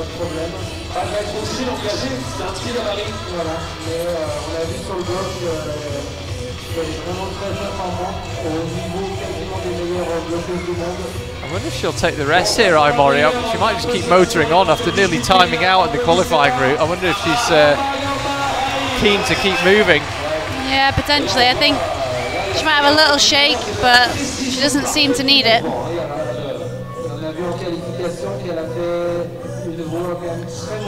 I know she's never actually won a World Cup, but I don't know if there's any climber out there with just better pure endurance. She can just keep going, hey?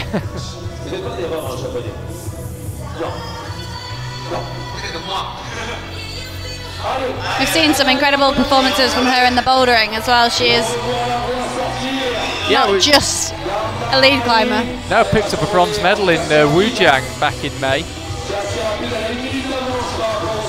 It's interesting that a lot of the climbers are opting to take this clip from quite low. The route setter is intended for the clip to be taken on not the next volume but the one after that, so the second hold on the smaller black triangle.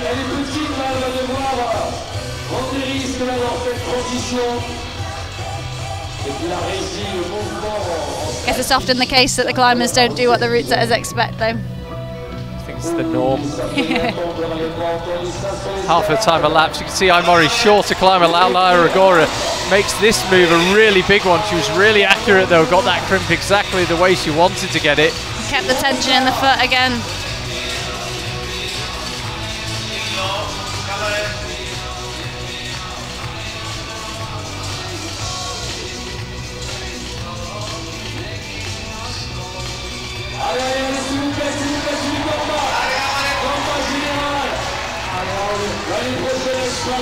And again, it's a big move here for Aimori. Got to swing the feet out now. No way of getting around it.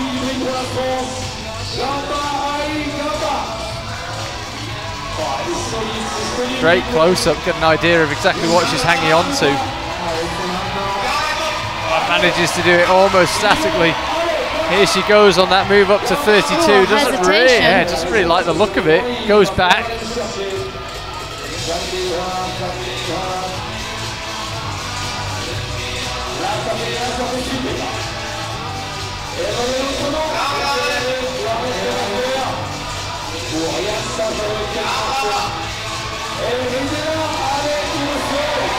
Right, the foot is in place.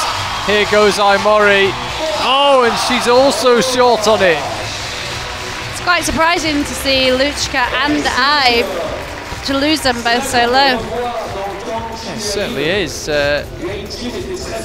So, have we got to stop a move here, or can someone push through as it stands?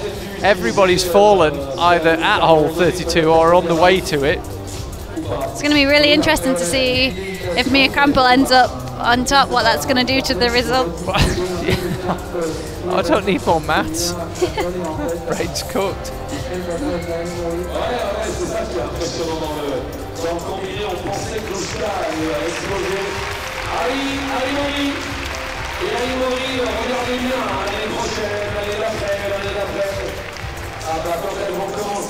So that's how this stand, if it was all to end here, Luchka Rakovic would finish ahead of Mia Krampel, but things get a little more complicated when your other rankings are being multiplied by 5, 6, 7. Those numbers, your ranking points can increase very rapidly indeed. So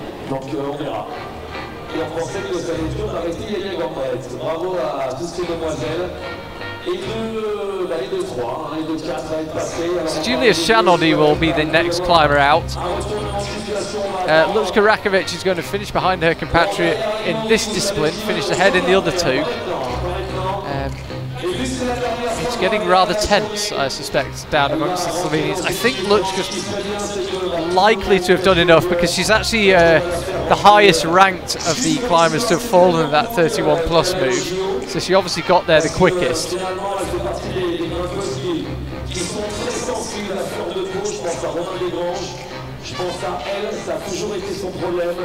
They're furiously trying to do the maths. Time really is such an important factor here. ties happening. She's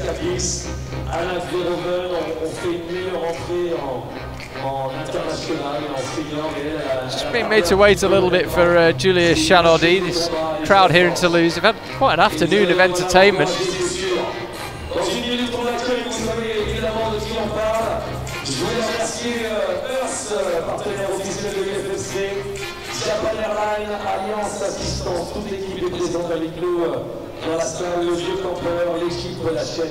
So we wait for Julia. Just to let you know, when we're done with the action here, we will have a live interview with the winner, and we'll also have the podium ceremony. So don't go anywhere when things are all done here on the wall. As it stands, 4 climbers still to come: Julia Chanaudy, Kyra Conley, Yulia Kaplina and Futaba Ito.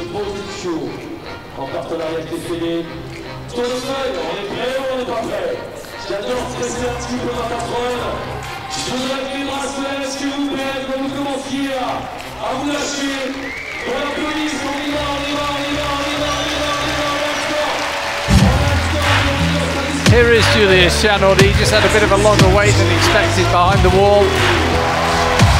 Now we'll head out in front of the home crowd.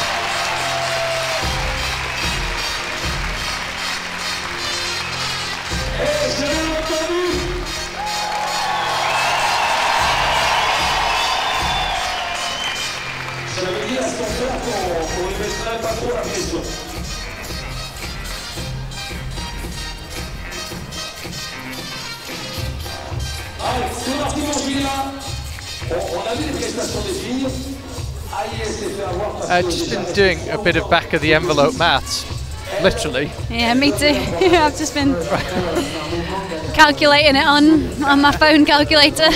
Now, you see, I think that, so Lučka Rakovic, so where she can finish now is 5th. Yeah, I think though. Sorry, 6th. Because if Mia doesn't move, if she were to stay in first and Lučka came 3rd, then Mia finishes ahead.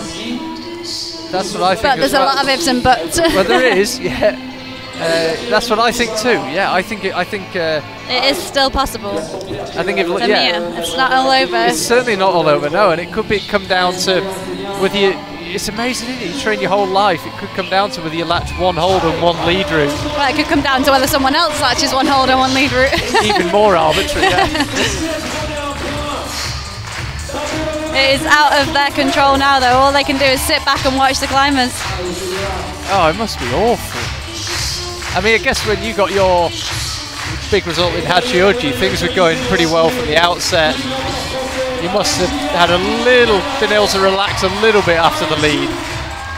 Yeah, I think, well, after the lead for me, I was marked down for touching a bolt with my foot. But learned that lesson the hard way. Luckily, it didn't impact my result, thankfully. But yeah, it's one thing to watch out for. There's so many intricacies to each of these different rounds. Yulia is climbing super fast though. Yeah, she's absolutely flying up. I looked down at the clock as she hit the roof, couldn't believe it. Just to get that foot up, nice work there. Now she is taller, and I think these moves through the roof are a little bit, she's a little bit taller than some of the climbers. I think she's about my height, a little bit shorter maybe. She's bigger than Laura Gora. She's definitely taller than Laura and and she made light work of that move there. I just feel that slap out with the left hand on the arete is maybe a little bit easier if you're taller. Laura, it looked like a long way, same for I. Yeah, you're right there. The crowd want to see Julia do well though, they are right behind her.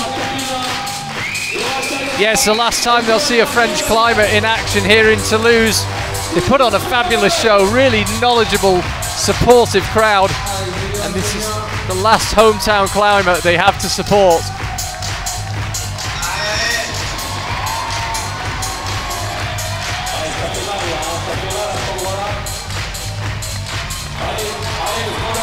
So it's coming up to the key part of the route here, Julia Chanaudy. We all know which one hole 32 is now, right on the point of that next black volume. And Julia falls as well. That's 4 climbers. It's such a shame to see us stop and move. I think these athletes, they really want to fight it out, but it can be really frustrating when there's that one move where we all fall at the same point. I'm really surprised though, because Mia Krampel, I know she fell moving from that, but it was completely unrelated. She was trying to do a foot swap. It didn't look the key move when she did it. I mean, I'm trying to think back to her doing it now. I think as well, reading the route with the head route setter, the chief route setter, he didn't mention this move as to be a stop and move.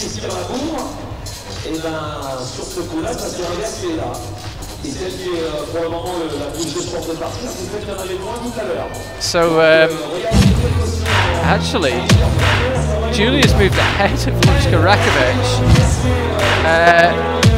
So if nobody can move ahead of Mia, she's done it. Wow. That is quite amazing. I have to say, after the first 2 disciplines, I thought, well, Lučka just needs to do okay. When you look at who's still to come, Kyra Condi, much as she was brilliant on the lead wall in the qualifiers, you'd say it's if she can get there though without being too pumped, you know, she's got the strength to pull through that move, as does Futaba, so you know there's still lots going on, and it's kind of adding a new layer of complexity. I have to say, I thought the drama was may well have been done actually, but anything but.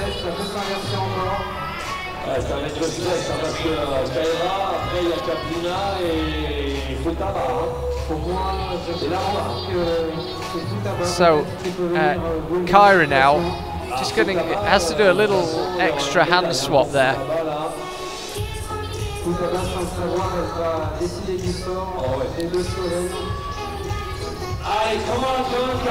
Getting up through the lower section of the route with a minimum of fuss. Remember that if no one can move ahead of Mia Krampel, I think she's done enough to book her place at the Olympics. Really? How has this happened? It seemed like the day was going wrong for her, and suddenly all turned around, hey? I mean, especially when Lučka got within a move, and you thought, well, they'll probably finish third and fourth or something. After Lučka's performance in qualification, you know, she was so solid on the route.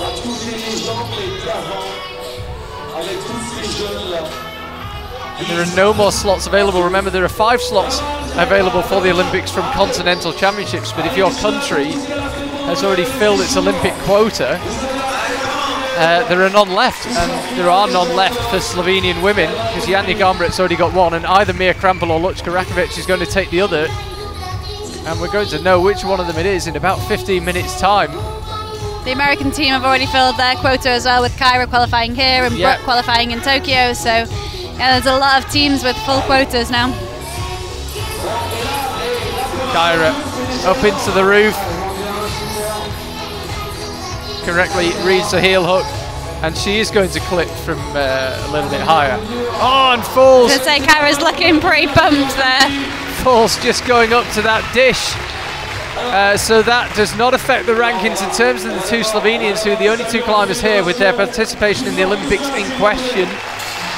It was easy to see there just how slippy those holds are and how important that body tension is that we were talking about earlier, really keeping those feet on. I think Kyra needed to build her feet a little higher in order to hold that, but she's done what she gets out to do. She came here and she's walked away with an Olympic qualification spot, so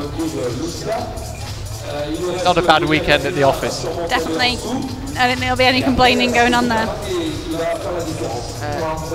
So, where are we at score-wise?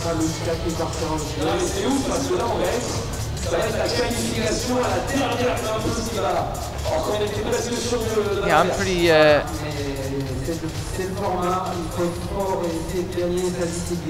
well, let's see where we're at. Lučka now, actually, all the scores aren't coming through.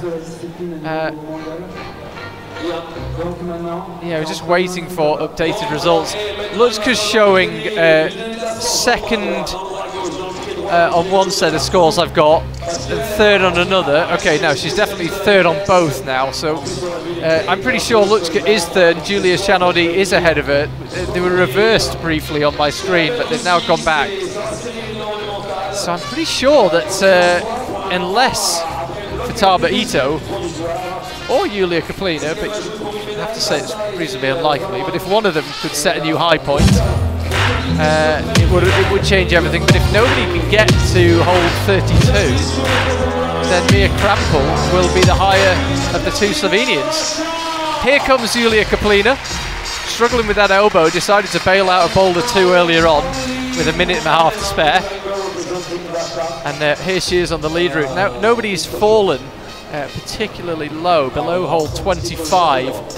So it's going to be tricky for Yulia not to come 8th in the lead here. Yeah, we've seen all the climbers get really good progress on this route.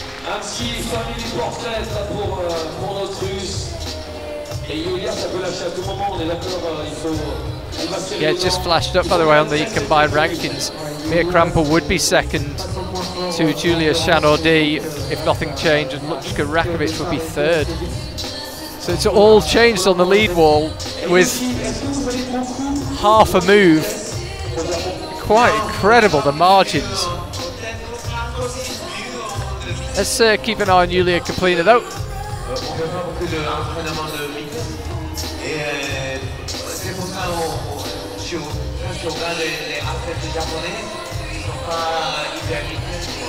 Yulia just having to work pretty hard actually to get up to that volume. It's quite a big reach up with the right hand, excuse me.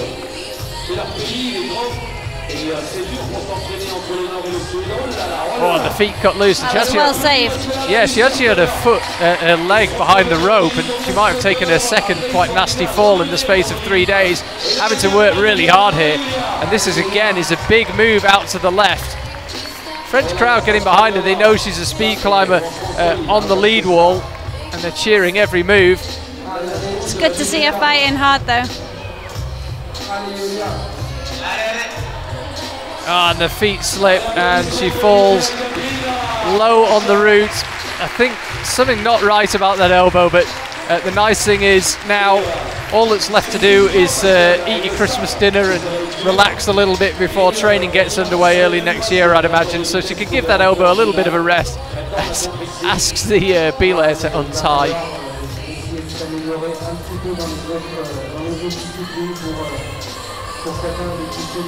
It looks like I don't think anyone's laughed and smiled as much as Yulia Kaplina today.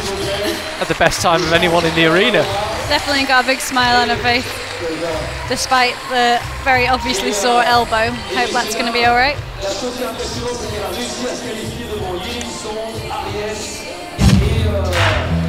One climber to go. Futaba Ito, the last climber out. So remember, it doesn't matter what she does. I'm talking about for the Slovenian battle here. If she doesn't beat Mia Krampel, that's the only way things can change, is if she gets ahead of Mia Krampel.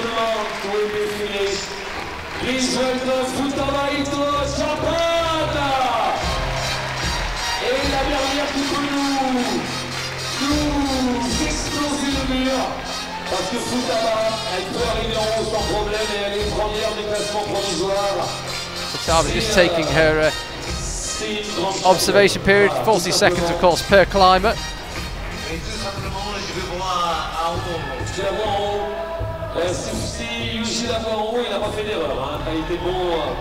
Just to let you know, if Futaba found a new high point, that would leave Mia Krampel in second on the lead with 98 points, and it would leave Luchka Rakovic fourth, but she would actually have 72 points. So if Futaba can beat Mia, then Luchka finishes higher. I wonder if the girls have any idea what's going on right now. Well, they won't have their phones back yet, will they? No, they won't, so, but I mean, they can speak to their coaches. Yeah. I think almost it's easier to just not think about it and let it all happen at this point. Well, you've said so many times tonight, and you're absolutely right when I've asked you questions. I can't affect that, and they really can't affect what Futaba does on the lead wall, so It's so hard when it's something it's totally out of your control and you just got to sit back and watch. But I've been there so many times in World Cups. I can't help thinking just your natural curiosity and nerves would make you find out the situation. You need but a Zen also light it's level so of calm. complicated. But that's the other thing, yeah. I don't think you might having capacity to do all the maths at that point. I don't think it's possible. So Futaba Ito, now let's not forget, of course, there is the win available. It's not just about the Slovenian women. There is, of course, the win of this tournament available. And Futaba is actually almost certainly going to take that win.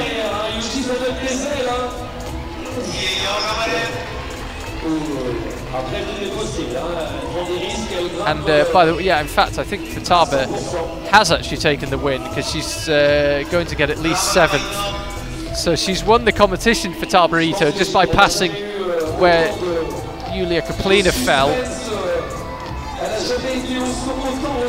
So the win is decided. It is Futaba Ito. We've got 2 Japanese winners from here in Toulouse, neither of whom will be going to the Olympics, sadly for them. They did all they could do, but Futaba Ito and Kokoro Fuji, the winners in Toulouse. So the result decided. What a devastating win it would be for Futaba if she also won the lead, having won the boulder. That really would have stamped her authority all over it. So finally we get to the stage where the maths is simple. The win is decided. Oh, and she falls early. And that means Mia Krampel will win the lead. And that means Mia Krampel will finish the higher of the 2 Slovenians. Wow, that was unexpected to lose Ito so soon. Wow. Futaba Ito, looking back up, it'd be interesting to see what happened. I suspect she was beginning to get pumped, but not that pumped. Let's just see if we can get a replay actually of where she fell. I think everybody in the crowd is furiously refreshing their apps right now to see what's going on.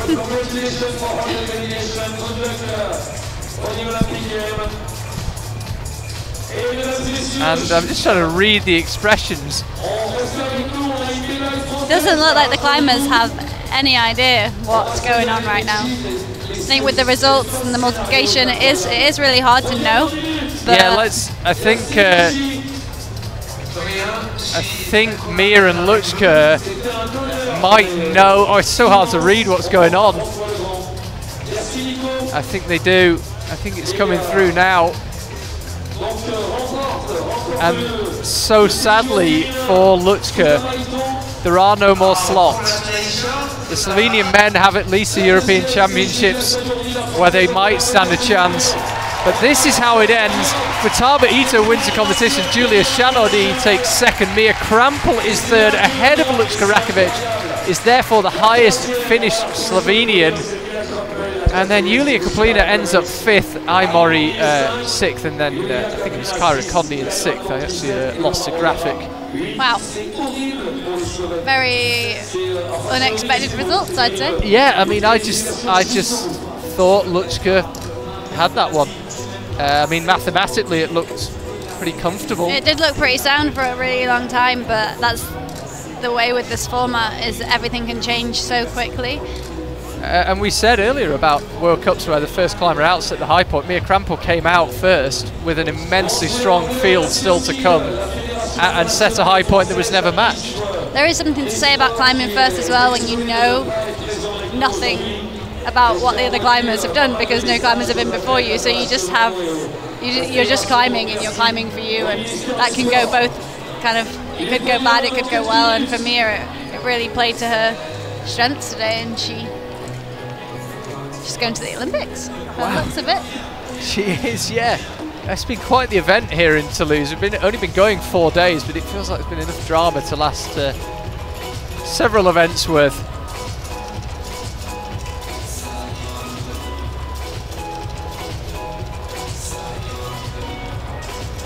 So we will stay with you until we've had our live interview, and it will be with Futaba Ito.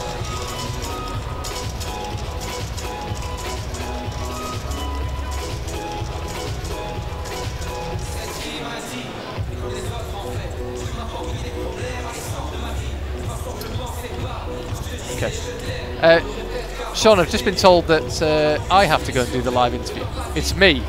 So that is us done in the commentary box. And I'm going to scurry down to the front. Thank you very much for your company. Really fun to have you, and great to ask you all the questions I was wanting to ask about training and preparation and Olympics. Thanks so much for having me. And thank you for your insight. Really good fun. No, it's been really great to watch the competition, and yeah, hopefully I've shared a little bit of insight into the athlete mindset. Shared a lot of insight. It's been fascinating, but I got to scurry. I got to run. Thank you to everyone for watching at home, and you will hear me speak in just a second to Futaba Ito. So yeah, thank you for watching a fabulous IFSC season. I'll see you early next year. Do stay with us for the interviews and the podium, and I will speak to you in 2020.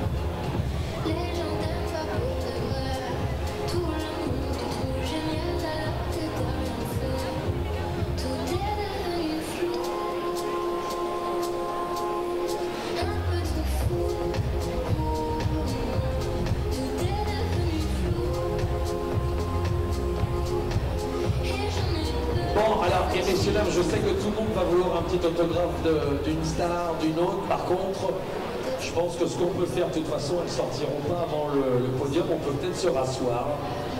Et pour profiter, que tout le monde profite de ça, parce que là, il y a beaucoup de monde debout.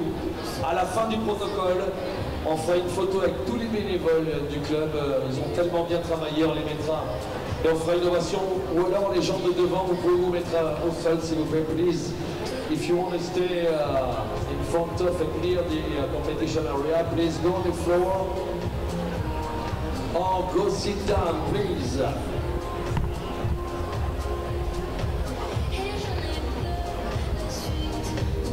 Et dans cette buvette et dans les bénévoles, on avait des petits grimpeurs plein de cœur. Hein. Je pense à Titouan de Béred, notre beau gosse qui a servi des cafés. Lui, il était content, il a fait un cappuccino à Julia Chanourdi et à Fanny Gibert. Voilà, c'est ça le plaisir du bénévole dans une compétition internationale. Et trop beau, merci à toutes les stars du tag. Et puis on va dire tous les clubs autour qui travaillent. Voilà, les jeunes qui sont là avec nous et qui ont slight change of plan. It turns out it is Eddie doing the interview with Futaba Ito, and I believe we're just seconds away from hearing from Futaba, who of course won here in Toulouse. So in a couple of seconds time, over to Eddie. He's got Futaba Ito with him. Allez, on fait le podium, on va leur faire une ovation. Quelque chose de fabuleux. Et ensuite, on aura au moins participé à cette épreuve olympique. Vous aurez été participants. Et puis, que le reste de l'équipe sur le bon chemin de la médaille. Biggest day of your career so far. An open win in a world-class field. How does that feel? Yeah, I'm really happy to win this competition. It's competition really important for me, so I'm really happy. Excellent. And going into the end of the year for you, December, January, February, are you going to have a break now, or will you be training for Asian Championships? What is your plan? I think I don't join the Asian Championship, so I little bit break, but just 1 week or so, yeah. 1 week, that's a huge holiday for you, isn't it? It's enough for me, I think. Excellent. Well, congratulations again. So happy to see you up here. Well done. Thank you so much. Good. Your English is perfect. Yeah, very good.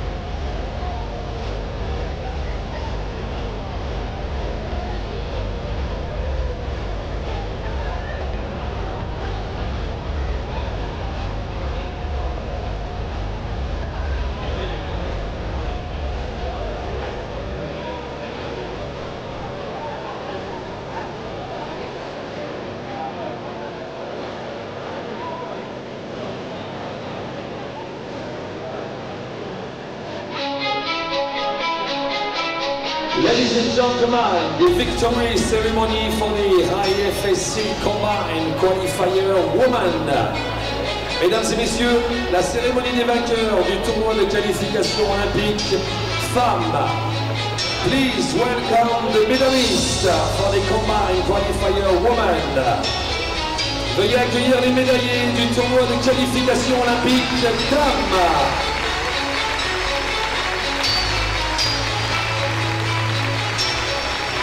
The medals and flower will be presented by Mr. Marco Maria Scolaris, President of the International Federation of Sport Climbing, accompanied by Monsieur Denis Masseglia, Président du Comité National Olympique et Sportif Français, ainsi que Monsieur Pierre Rioux, Président de la Fédération Française de la Montagne et de l'Escalade, accompagné de Monsieur Dominique Fouchier, maire de Tournefeuille, ainsi que Monsieur Jean-Jacques Mirassou, vice-président du Conseil départemental de Haute-Garonne, en charge des sports, et de Monsieur Philippe Briançon, conseiller régional d'Occitanie. Third place, representing Slovenia. Médaille de bronze, représentant la Slovénie, Mia Krempel.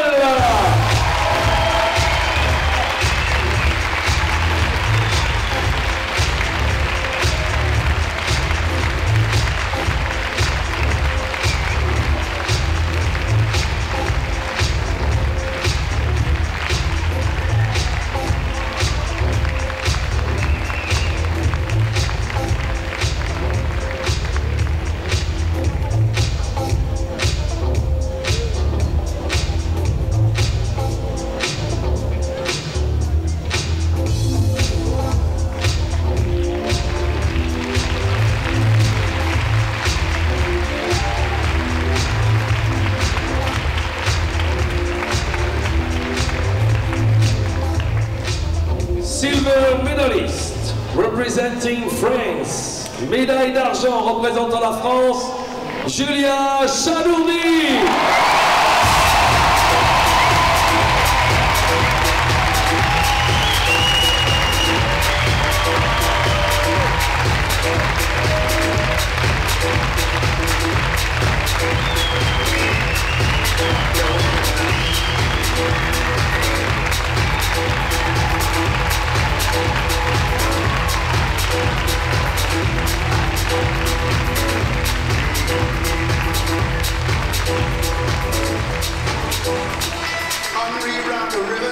Let the damned water be. There's some people down the way that's thirsty. Gold medalist and winner of the Tournefeuille IFSC Combine Qualifier Woman representing Japan. Médaille d'or et vainqueur du tournoi de qualification olympique de Tournefeuille. Femme représentant le Japon, Futaba Ito.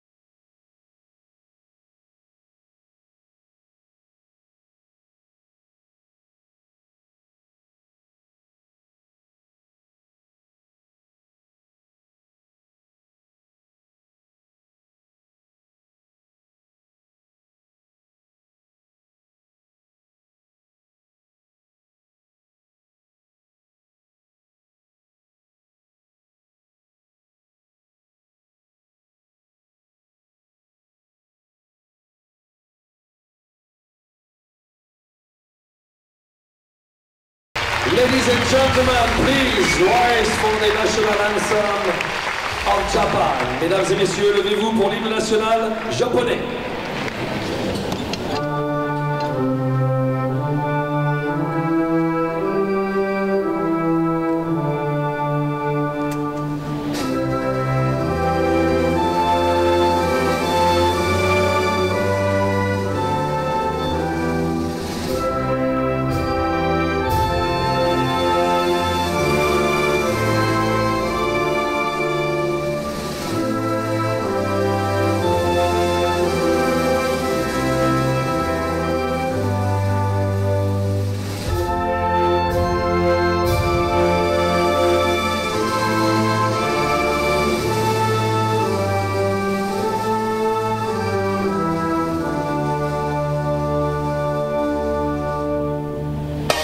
Ladies and gentlemen, the Combine Qualifier medalist. Mesdames et messieurs, les médaillés du tournoi de qualification.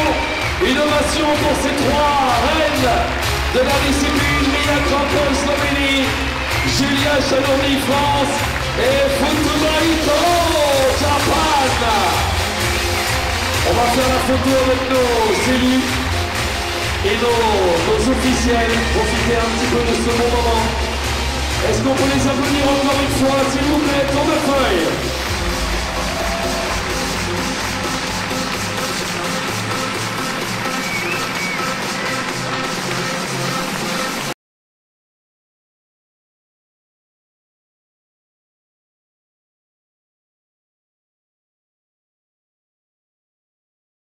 Et quelle belle journée, quel beau.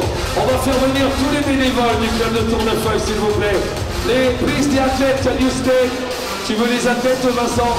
Les bénévoles, rejoignez vite, s'il vous plaît, les bénévoles de Tournefeuille. Applaudissez-les, hein, ils ont travaillé comme des dieux pendant 4 jours.